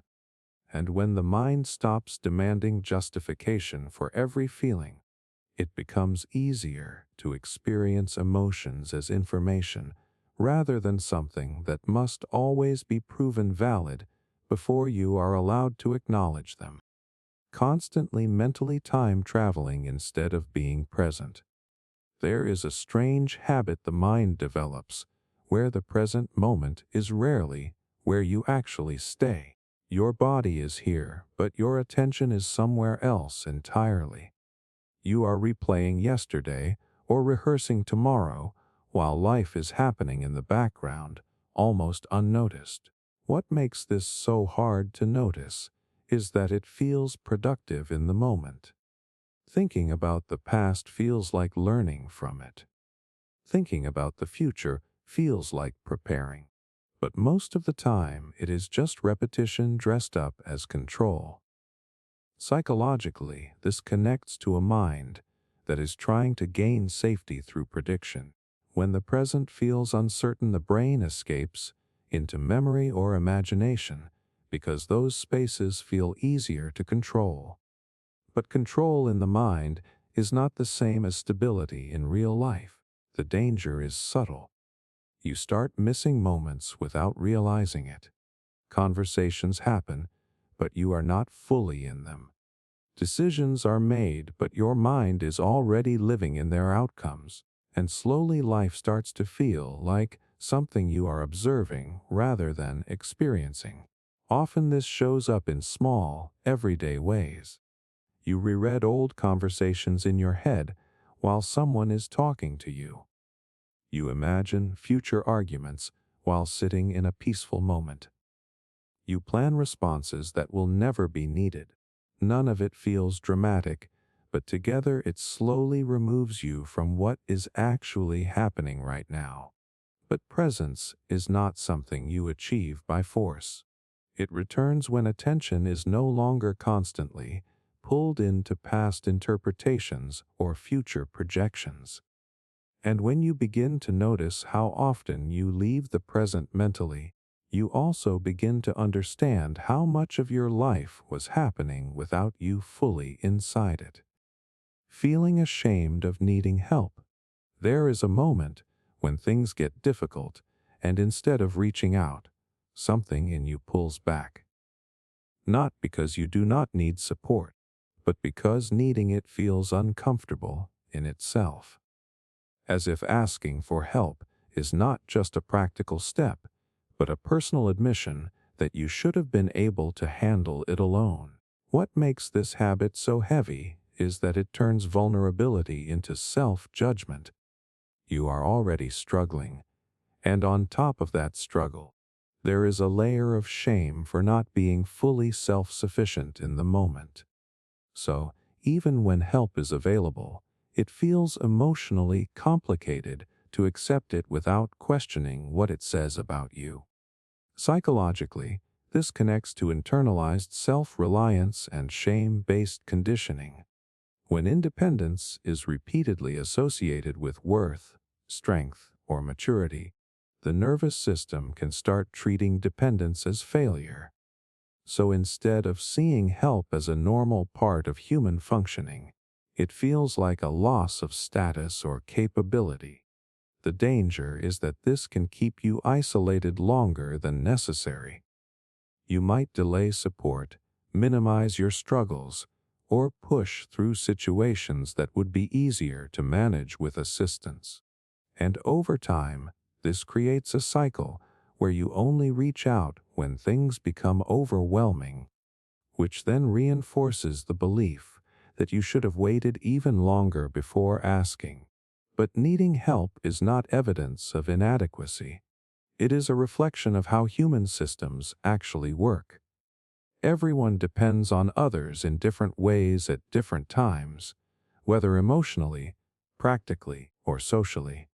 When the mind turns that into shame, it adds unnecessary weight to an already difficult situation. And slowly, what gets lost is not just support, but the ease of allowing yourself to be seen while you are still in the process of figuring things out, without treating that moment of need as something that reduces your worth. Treating your thoughts as unquestionable facts. There is a moment when a thought appears, and it does not feel like a thought at all. It feels like truth. Not something you are considering, but something you already know. This is going to go badly. They do not like me. I always mess things up. And in that instant, there is no distance between you and the idea itself. What makes this habit so powerful is how automatic it is. The mind produces an interpretation, and the body reacts as if reality has already confirmed it. So instead of questioning the thought, you respond to it. Your mood shifts, your behavior changes, your decisions adjust, all based on something that has not actually been verified outside your mind. Psychologically, this connects to cognitive fusion, where thoughts are experienced as literal truths rather than mental events. The brain is constantly generating predictions, assumptions, and interpretations, but not all of them are accurate. Many are shaped by emotion, memory, or stress in the moment. Yet when fusion is strong, there is no separation between thinking something and it being true. The danger is that this creates a closed loop. A negative thought appears, you believe it, you act from it, and then you interpret the outcome as confirmation that the thought was correct in the first place. Over time, this strengthens the habit of trusting internal narratives without checking them against reality. And gradually, your inner world becomes louder than the external one. Possibility shrinks because thoughts are treated as conclusions instead of signals. You stop asking, "Is this true?" and start operating as if it already is. Not because the mind is malicious, but because it is fast, persuasive, and rarely questioned in the moment it forms its opinions. But thoughts are not verdicts. They are mental events that come and go, shaped by context more than certainty. And when the mind stops treating them as unquestionable facts, space returns between what you think and what is actually real. Believing everyone else has life figured out. There is a quiet assumption that shows up when you look at other people's lives from the outside. They seem more stable, more certain, more put together. They know what they are doing. They are ahead in some invisible way you are not fully measuring yourself against, but still feel. What makes this belief so convincing is that you only see the edited version of other people's experience. You see decisions after they are made, not the confusion before them. You see confidence in how someone speaks, not the uncertainty they felt while forming their path. So your mind fills in the missing pieces with an assumption of clarity that may not actually exist. Psychologically, this connects to social comparison bias and the illusion of competence. Humans tend to display outcomes more than internal struggle, which creates a false impression that others arrived at certainty earlier or more cleanly than they actually did. Meanwhile, your own internal uncertainty is fully visible to you, which creates an unfair contrast where your confusion feels like a personal flaw instead of a normal part of decision-making. The danger is that this belief can quietly make you hesitate in your own life. If you assume others already know what they are doing, your own uncertainty starts to feel abnormal. So you may delay decisions, overthink your direction, or judge your pace against people who are also still figuring things out, just less visibly. Over time, it creates a sense that everyone else is progressing through life with a clear map while you are improvising without one. But most people are improvising more than they appear to be. The difference is not always certainty, but presentation. And when the mind stops equating external confidence with internal clarity, it becomes easier to accept that uncertainty is not a sign of being behind. It is simply part of how people move through situations they have never fully lived before. Defining yourself by your worst moments. There is a particular kind of memory that the mind does not store as an event, but as an identity. A mistake you made, a moment you lost control, something you said that you regret, something you wish you could erase. And instead of staying in the past where it belongs, it starts following you into the present as a definition of who you are. What makes this habit so painful is that it removes context from experience. A single moment, often shaped by stress, emotion, confusion, or inexperience, gets treated like a summary of your entire character. So instead of seeing it as something that happened, your mind starts framing it as something that reveals who you are at your core. Psychologically, this connects to memory bias and identity fusion with negative events. The brain gives strong emotional weight to moments of failure or embarrassment because they feel important for future survival. But when those memories are repeatedly revisited without balance, they can become overrepresented in self-perception, shaping identity more than neutral or positive experiences do. The danger is that you begin to relate to yourself through a distorted highlight reel of your lowest points. Even when your life has changed, those moments still feel active in your self-image. So you may hold back, avoid opportunities, or question your worth based on versions of yourself that no longer reflect your current capacity. Over time, this creates a gap between who you are and who you think you are. Growth happens in real life, but your internal narrative stays anchored to isolated moments of failure. And because the mind tends to trust emotional intensity more than statistical reality, the worst moments feel more defining than the many ordinary or successful ones that never get the same attention. But a moment is not an identity. It is a snapshot under specific conditions. And when the mind stops treating those snapshots as full definitions, it becomes possible to see yourself as a sequence of experiences instead of a single mistake frozen in time. Using achievement to escape insecurity, there is a certain momentum that can feel productive on the surface, but is actually driven by something quieter underneath. You keep achieving, keep improving, keep moving from one goal to the next, and it looks like ambition from the outside. But internally, there is a pressure that never really settles, only shifts form after each milestone. What makes this habit so difficult to notice is that achievement does bring real results. You do improve, you do progress, you do accomplish things. But the emotional reason behind the movement is not always satisfaction. Sometimes it is avoidance.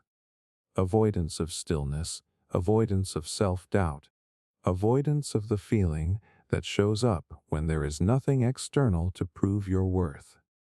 Psychologically, this connects to performance-based self-worth and avoidance-driven motivation. When insecurity is present, the mind can use achievement as a temporary regulator of emotional discomfort. Success provides relief, not necessarily fulfillment. So the sense of inadequacy does not disappear. It just pauses until the next moment of stillness or uncertainty brings it back again. The danger is that this creates a cycle where stopping feels unsafe.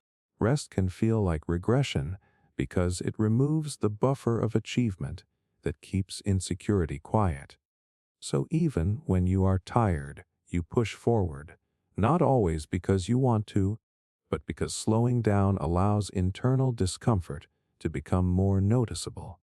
Over time, identity can become tightly fused with output. You may start measuring your value through productivity and results rather than stability or self-acceptance. And because no level of achievement permanently resolves internal insecurity, the standard keeps shifting forward, requiring more effort just to maintain the same sense of emotional relief. But achievement was never meant to carry the weight of emotional security. It can be meaningful, it can be fulfilling, but it cannot permanently replace the need to feel safe within yourself when nothing external is being proven or improved. Avoiding opportunities to avoid possible failure. There is a very specific kind of hesitation that shows up right at the edge of something meaningful. An opportunity appears, something you could try, something that could move you forward, and instead of stepping into it, your mind immediately starts running through what could go wrong. What makes this habit so convincing is that it feels like caution. You are not rejecting the opportunity outright, you are evaluating it carefully. But underneath that evaluation is often a deeper motive, not wanting to risk the emotional discomfort of failing, being judged, or not meeting your own expectations. So avoidance gets framed as thinking it through. Psychologically, this connects to anticipatory anxiety and fear-based decision avoidance. The brain tends to overestimate the emotional cost of failure while underestimating the cost of not trying. So it creates vivid internal simulations of embarrassment or disappointment, and those imagined outcomes start to feel more real than the actual opportunity in front of you. The danger is that avoidance protects you from short-term discomfort, but quietly limits long-term experience. You do not just avoid failure, you also avoid feedback, growth, and evidence of what you are capable of. And over time, this reinforces the belief that unfamiliar situations are risky, not because they are actually dangerous, but because they were never fully explored.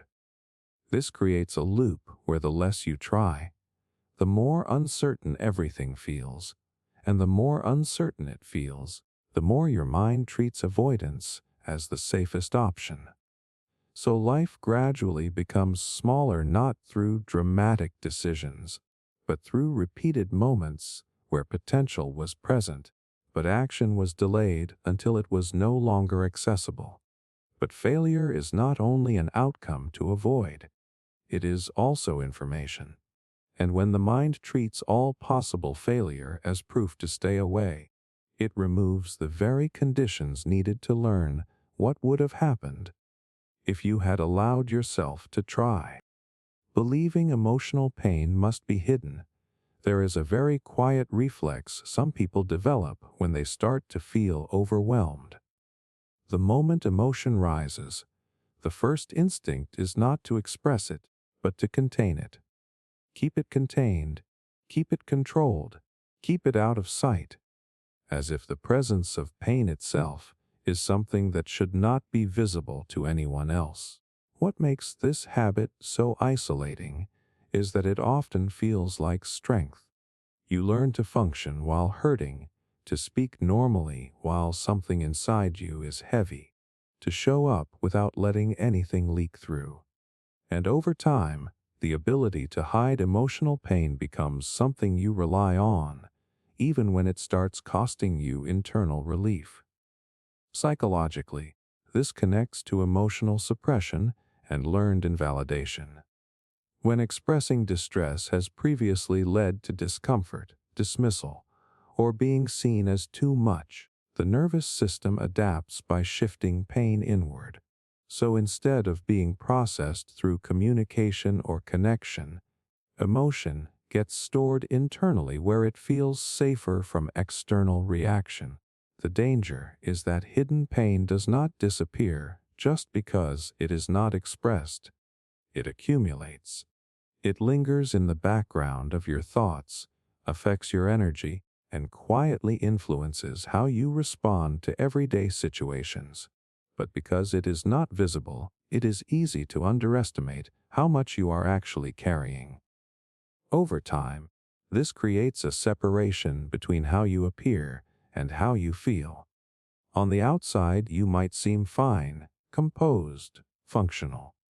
But internally, there is a constant effort to manage what is being held back, and the longer emotion is treated as something that must remain hidden, the harder it becomes to recognize when support or release is actually needed. But emotional pain is not meant to be permanently contained. It is meant to move, to be acknowledged, sometimes shared, sometimes processed internally, but not constantly locked away. And when the mind equates visibility with burden, it turns normal human vulnerability into something that feels unsafe to let anyone see. Mentally catastrophizing small inconveniences. There is a very ordinary moment that can suddenly feel much bigger than it is. Something minor goes wrong, a delay, a mistake, a change in plan, and before you even fully react to the situation, your mind has already expanded it into something far more serious than what is actually happening. What makes this habit so intense is how quickly the scale shifts. A small inconvenience does not stay small in your internal experience. It becomes a sign of things going wrong more broadly. This is going to ruin everything. Today is already messed up. Nothing is going right. And the emotional response that follows is often disproportionate to the actual event. Psychologically, this connects to cognitive catastrophizing and threat amplification bias. The brain is designed to scan for danger, but under stress, it can overestimate the significance of minor disruptions. So instead of processing an inconvenience as isolated and temporary, the mind links it to larger patterns of failure or instability, even when there is no real evidence for that connection. The danger is that this creates unnecessary emotional weight in everyday life. Small interruptions begin to feel like confirmations of larger problems, which increases stress and frustration throughout the day. And because the emotional reaction is strong, it can also influence behavior, making you less patient, more reactive, or more likely to withdraw from situations that are actually manageable. Over time, this pattern can condition your mind to treat discomfort as escalation, instead of seeing minor issues as part of normal variation in daily life. They start feeling like signals that something is seriously wrong. And that makes it harder to maintain emotional stability in situations that do not actually require a strong reaction. But most small inconveniences are not meaningful indicators of anything larger. They are just interruptions in flow.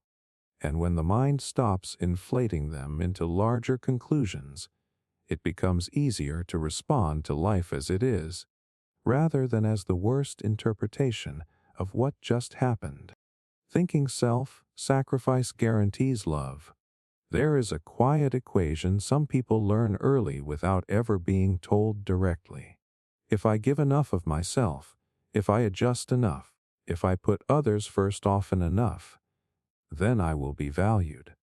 So love starts to feel less like something you are received in and more like something you earn through depletion. What makes this habit so convincing is that self-sacrifice often does bring short-term closeness. People appreciate effort. They respond to availability.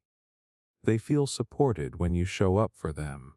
But over time, the mind can misinterpret this response as proof that giving more of yourself is what creates lasting emotional security. Psychologically, this connects to conditional attachment learning and approval-based self-worth. When acceptance is experienced as dependent on being useful, agreeable, or emotionally available, the nervous system can start linking love with self-neglect. So prioritizing yourself does not feel neutral. It can feel like risking connection itself. The danger is that this pattern slowly erases your internal boundaries. You may begin to overextend, overaccommodate, and override your own needs in order to maintain closeness. And while relationships may initially feel strong, they can become unbalanced, with your emotional labor quietly increasing over time without being consciously recognized or reciprocated. Eventually, exhaustion can get mistaken for commitment. You might interpret how much you are sacrificing as evidence of how much you care and how much others value you. But effort alone does not guarantee emotional depth. In some cases, it simply guarantees that your needs are consistently placed lower in the hierarchy of attention than everyone else's. Real connection is not built on how much you disappear for someone else.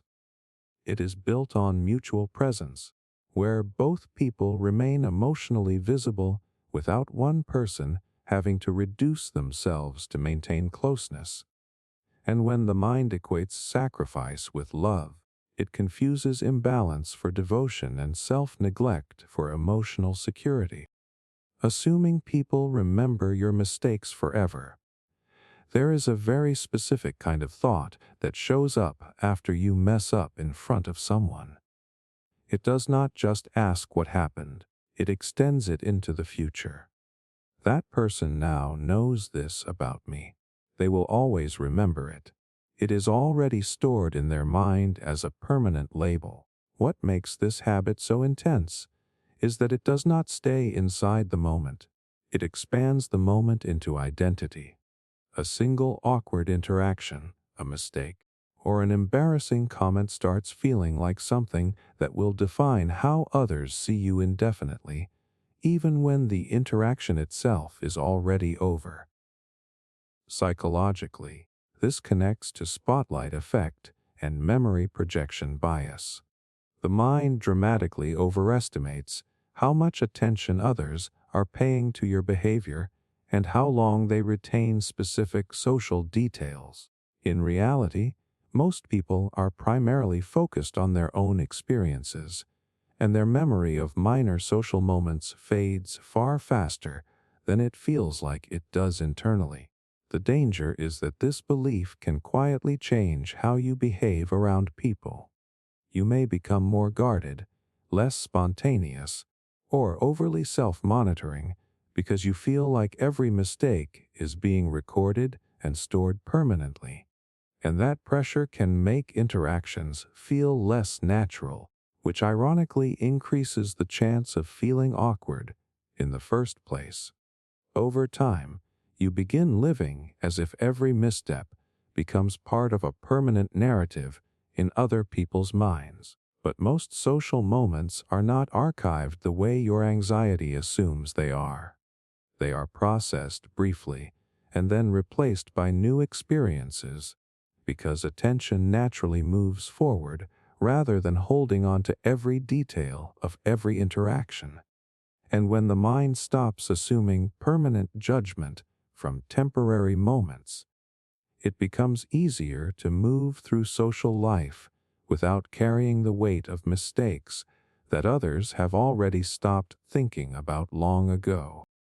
Expecting yourself to tolerate everything calmly There is a quiet pressure that can build inside you when you believe emotional maturity means staying calm no matter what. Something frustrating happens, something unfair, something overwhelming, and instead of allowing a natural reaction, you immediately judge yourself for not being composed enough. What makes this habit so subtle is that calmness is often praised as strength.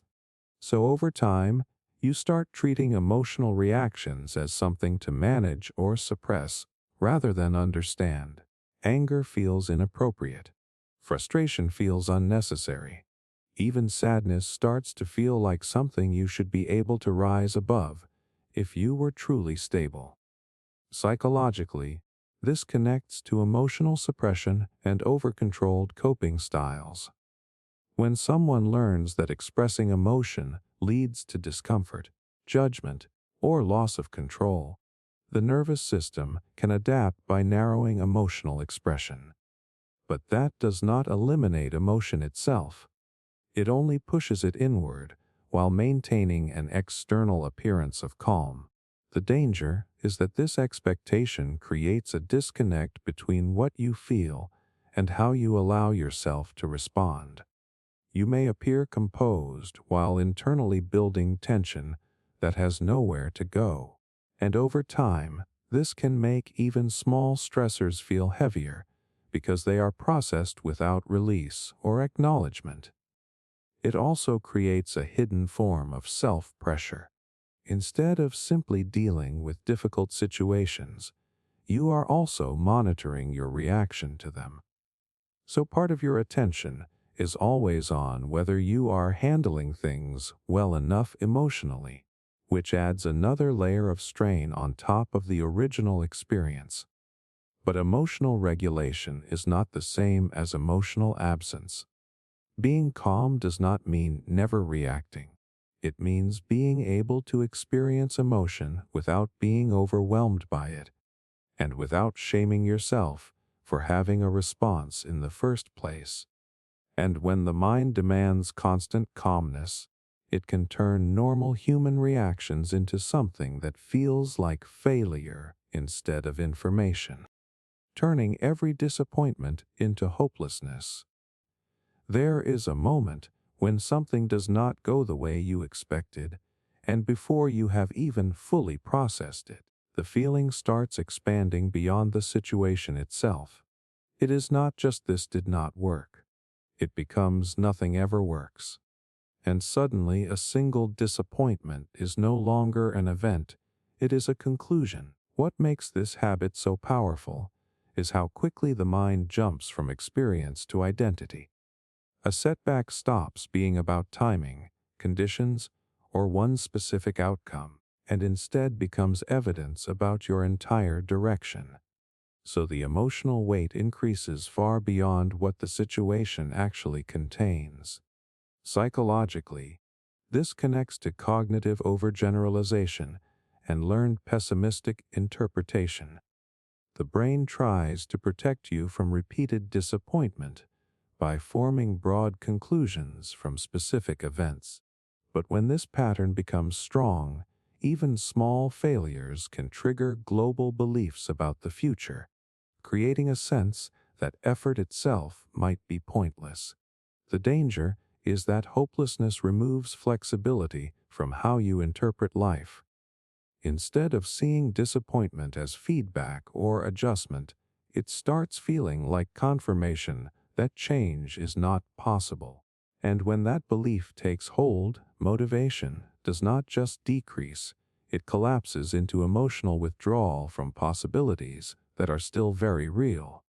Over time, this creates a cycle where each setback feels heavier than the last because it is no longer just about what happened.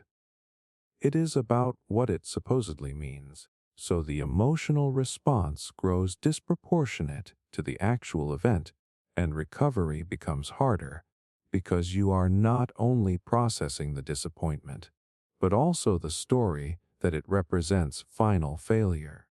But disappointment is not a full picture of your future. It is a single outcome within a much larger system that is still unfolding. When the mind turns temporary difficulty into permanent meaning, it closes doors that were never actually locked, only briefly harder to open than expected. Feeling unsafe when not in control, there is a specific kind of tension that shows up when things are unfolding without your input. Plans change, people act unpredictably, outcomes shift slightly, and even if nothing is actually wrong, something inside you tightens. It is not always about what is happening. It is about not being the one steering it.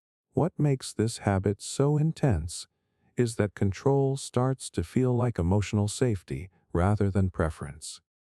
If you can predict it, manage it, or influence it, then it feels tolerable. But if something is uncertain or outside your reach, your mind may register that lack of control as risk, even when the situation is objectively harmless. Psychologically, this connects to intolerance of uncertainty and perceived control bias.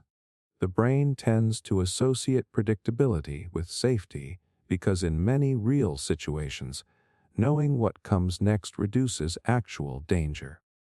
But when this system becomes overactive, it begins treating unpredictability itself as a threat, even in contexts where there is no real need for defensive response. The danger is that this can quietly shrink your emotional flexibility. You may find yourself overplanning, overthinking, or trying to influence situations that do not actually require intervention. And when control is not possible, discomfort rises quickly, not because harm is present, but because the mind is used to equating uncertainty with instability. Over time, this creates a pattern where calm moments can still feel slightly uneasy if you are not actively managing them. Even good situations can carry a subtle edge, because your system is scanning for what you are not controlling. And instead of resting in what is happening, part of your attention stays locked on what could change without your permission. But not everything that is uncertain is unsafe. Much of life unfolds without full control and still remains stable enough to navigate. And when the mind stops treating lack of control as danger, it becomes easier to stay present in situations without constantly trying to hold every variable in place. Equating independence with emotional isolation. There is a point where being self-sufficient starts to feel like it should include handling everything alone. You deal with your problems, you manage your emotions, you figure things out quietly, and over time independence stops feeling like freedom and starts feeling like distance from everyone else. What makes this habit so subtle is that independence is usually praised, so it is easy to extend it beyond its healthy form. You begin to believe that relying on others emotionally is a weakness or a regression. So even when you are overwhelmed, you default to handling it internally, as if needing support would somehow undo your progress or reduce your capability. Psychologically, this connects to avoidant coping styles and overgeneralized self-reliance. When past experiences taught you that depending on others led to disappointment, inconsistency, or emotional discomfort, the nervous system can begin to associate closeness with risk. So independence becomes not just a preference, but a protective strategy against potential emotional exposure. The danger is that this slowly blurs the line between strength and isolation. You may become highly capable of functioning on your own, but less comfortable being emotionally seen or supported. And while independence can increase competence, emotional isolation can reduce resilience because stress is carried internally without relief or shared processing. Over time, this creates a pattern where you are surrounded by people, but still feel internally separate. Not because connection is unavailable, but because vulnerability feels incompatible with the identity of being self-sufficient. So even when support exists, it may feel easier to decline it than to risk the discomfort of letting someone witness what you are going through. But independence does not require emotional disconnection. It is possible to be capable and still supported, self-directed and still connected. And when the mind equates independence with isolation, it turns a strength into something that quietly removes access to one of the most stabilizing parts of being human, which is shared emotional experience. Over-explaining because you fear misunderstanding. There is a moment in almost every conversation where you feel the urge to add just a little more. You already said what you meant, but it does not feel secure enough. So you start layering extra sentences, clarifying your tone, adjusting your wording, and expanding your explanation, just in case the other person might take it the wrong way. What makes this habit so persistent is that it is not really about communication. It is about preventing imagined misinterpretation. You are not only speaking to what is happening in the moment, but also trying to protect yourself from all the ways your words could potentially be misunderstood after the fact. So clarity becomes something you keep chasing even after it is already present. Psychologically, this connects to social anxiety patterns and threat anticipation in communication. When someone has experienced being misunderstood, dismissed, or judged based on partial information, the brain can learn that being brief is risky. So it compensates by over-elaborating, trying to close every possible gap where confusion might enter. The danger is that over-explaining slowly shifts how you see your own voice. Your statements stop feeling complete on their own. You begin to treat your original thought as insufficient until it is fully defended, expanded, or softened. And over time, communication becomes less about expression and more about preventing every possible interpretation except the one you intended. This can also create fatigue in relationships. Not because what you are saying is wrong, but because so much effort goes into preemptively managing how it might be received. And ironically, the more you try to eliminate misunderstanding through additional explanation, the more your message can lose its natural directness and emotional clarity. But most understanding does not come from perfect explanation.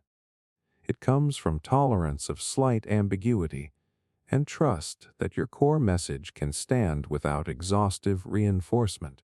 And when the mind stops treating every sentence as something that must be fully defended, communication becomes lighter, clearer, and more grounded in intention rather than fear of misinterpretation. Staying emotionally attached to imagined futures. There is a version of your life that exists only in your mind, but it still manages to affect how you feel today. It might be a relationship that has not happened yet, a career outcome you keep visualizing, or a version of yourself that feels just one breakthrough away. And even though none of it is currently real, your emotions respond to it as if it already is. What makes this habit so compelling is that imagined futures can feel more emotionally satisfying than present reality. In your mind, there are no obstacles, no delays, no contradictions. Everything unfolds smoothly in the direction you want. So you start to build attachment not to what is happening, but to what could happen if everything aligned perfectly. Psychologically, this connects to anticipatory reward processing and fantasy-based emotional regulation. The brain can release motivation and emotional pleasure in response to imagined outcomes, especially when those outcomes feel uncertain in real life. So the mind uses future scenarios as a source of emotional experience. even when they are not grounded in current evidence. The danger is that attachment to imagined futures can quietly disconnect you from what is actually available right now. You may delay decisions, avoid accepting current realities, or feel emotionally dissatisfied even when things are stable, because your internal reference point is always a more idealized version of what could still happen. Over time, this creates a gap between expectation and experience. The present moment starts to feel incomplete, not because it is necessarily lacking, but because it is being constantly compared to a future that has not arrived. And the stronger the emotional investment in that imagined version becomes, the harder it is to fully engage with what is real without feeling like it falls short. But imagined futures are not destinations. They are mental projections shaped by desire, uncertainty, and possibility. And when the mind stops treating them as emotional anchors, it becomes easier to engage with life as it is unfolding, instead of living emotionally inside outcomes that have not yet happened. Assuming your needs burden others, there is a quiet hesitation that shows up before you ask for something simple. A bit of time, a bit of attention, a bit of support. You feel it forming in your mind first, and before the request even becomes words, there is already a judgment attached to it. This is too much. I should not need this. I am asking for too much. What makes this habit so subtle is that it often disguises itself as consideration. You tell yourself you do not want to inconvenience anyone, that other people have their own lives, that your needs are not urgent enough to justify reaching out. So you stay quiet, not because the need is gone, but because expressing it feels like placing weight on someone else. Psychologically, this connects to internalized burden perception and low entitlement to support.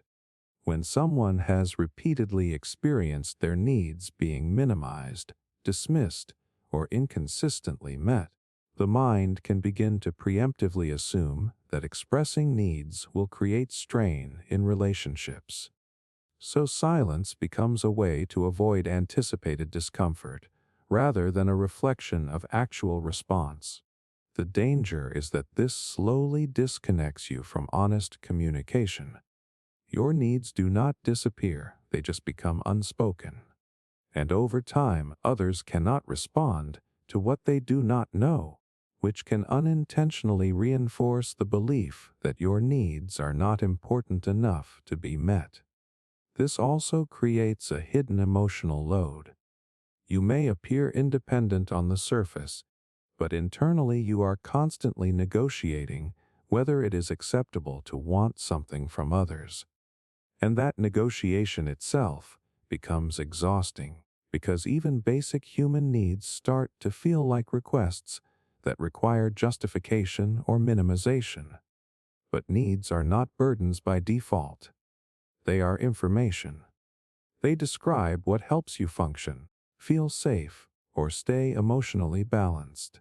And when the mind assumes that expressing them automatically harms others, it turns connection into something that requires self-suppression instead of mutual understanding and response. Believing your trauma makes you unlovable. There is a thought that does not always arrive loudly, but it sits underneath how you see yourself in relationships. Something in me is too damaged for people to fully stay with. If they really knew what I carry, they would step back. So you start managing not just how you act, but how much of yourself is allowed to be seen. What makes this belief so heavy is that it turns experience into identity. Trauma becomes less like something that happened and more like something that defines what you are allowed to receive from others. So even moments of connection can feel unstable because part of you is waiting for the point where you become too much. Psychologically, this connects to shame-based self-concept and internalized stigma around emotional injury. When someone has gone through experiences that were not fully understood, validated, or safely processed, the nervous system can learn to associate vulnerability with rejection risk. So instead of seeing trauma as something that happened in time, the mind starts treating it as something that disqualifies you from closeness. The danger is that this belief can shape how you show up in relationships long before anyone else makes a judgment. You might hold back emotional needs, minimize your history, or present only the parts of yourself that feel acceptable, all in an effort to avoid being seen as too complicated or difficult to stay with. Over time, this creates a split between who you are and who you feel you have to be in order to be loved. And even when people do show care, it can be hard to fully receive it, because the expectation of eventual rejection stays active in the background. But trauma is not a measure of lovability. It is an experience that shaped you, not a condition that disqualifies you. And when the mind stops equating being wounded with being unworthy of connection, it becomes possible to let closeness exist without constantly filtering yourself through the fear of being found unacceptable. Chasing certainty in unpredictable situations. There is a moment when something in life feels unclear, and instead of sitting with that uncertainty, your mind immediately starts trying to lock everything into place. You want a definite answer, a guaranteed outcome, a clear path forward. Anything that removes the feeling of not knowing what comes next. What makes this habit so consuming is that certainty feels like relief. If you can just figure it out fully, then the discomfort might stop.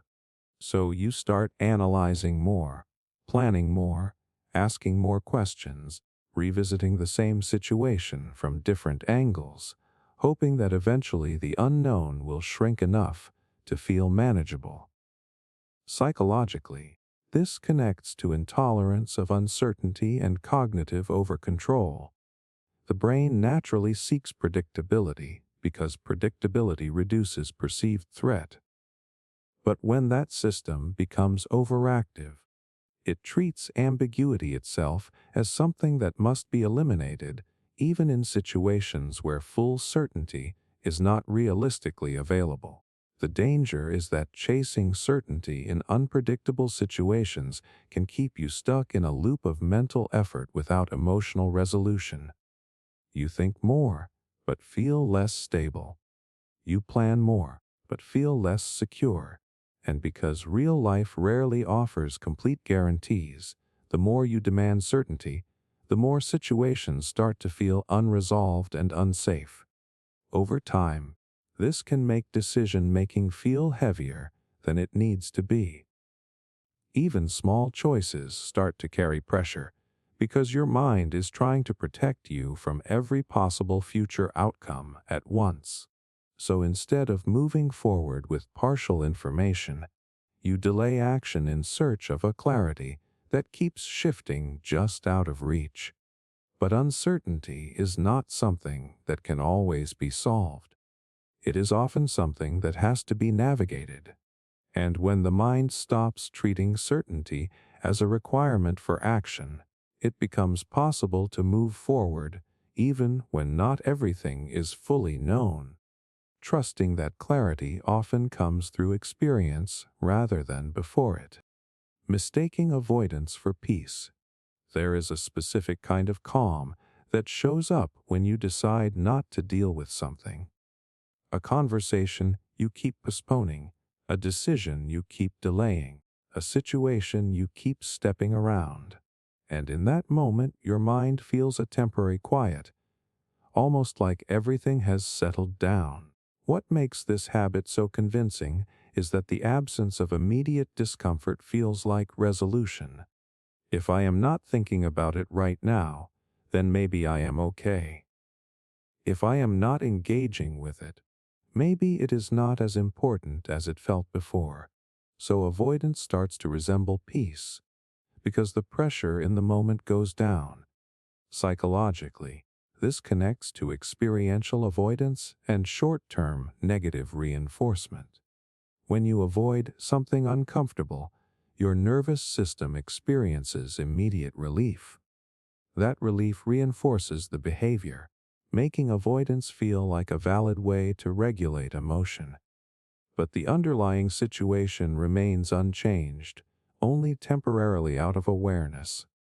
The danger is that this creates a false sense of stability. You feel better in the short term, but the unresolved situation stays active in the background.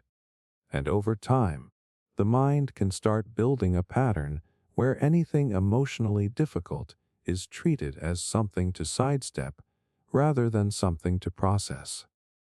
So life feels calmer on the surface, but more restricted underneath. Eventually, avoidance begins to shape your definition of peace. Peace becomes not dealing with things rather than being at ease within them. So instead of emotional clarity, you get emotional distance. And while distance can reduce immediate stress, it also reduces engagement with parts of life that actually require your attention in order to change. But real peace is not the absence of difficult things. It is the ability to face them without being overwhelmed by them.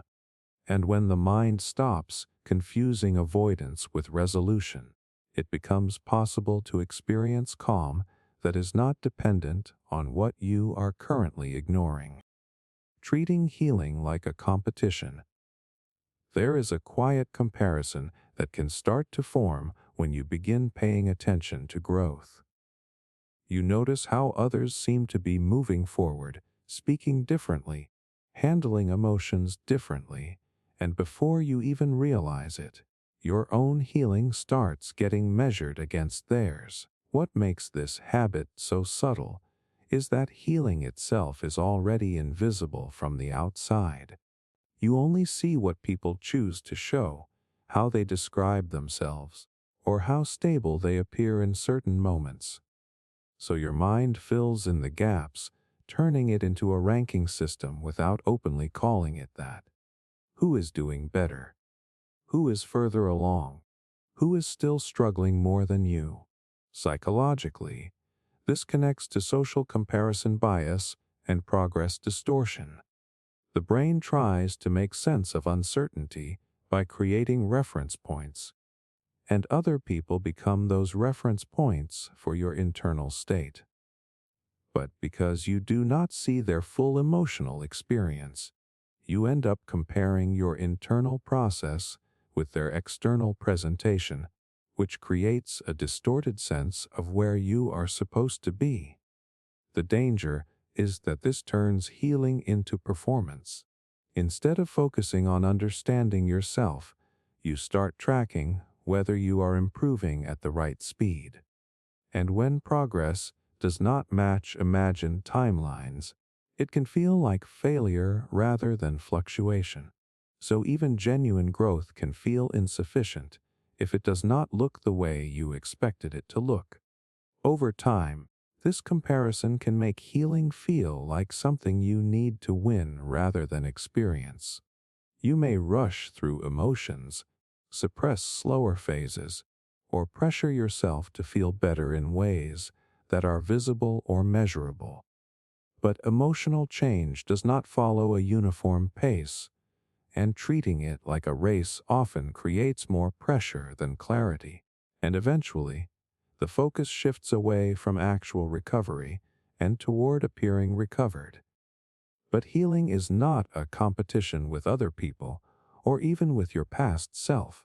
It is a process that unfolds unevenly, privately, and often without clear milestones that can be compared in a meaningful way. Holding on to resentment as emotional protection, there is a kind of anger that does not feel explosive. It feels steady, almost protective. Something happened in the past that hurt you, crossed a line, or left you feeling unseen, and instead of fully processing it, a part of you decides to keep the feeling alive. Not to suffer, but to make sure it never happens the same way again. What makes this habit so persistent is that resentment can feel like strength.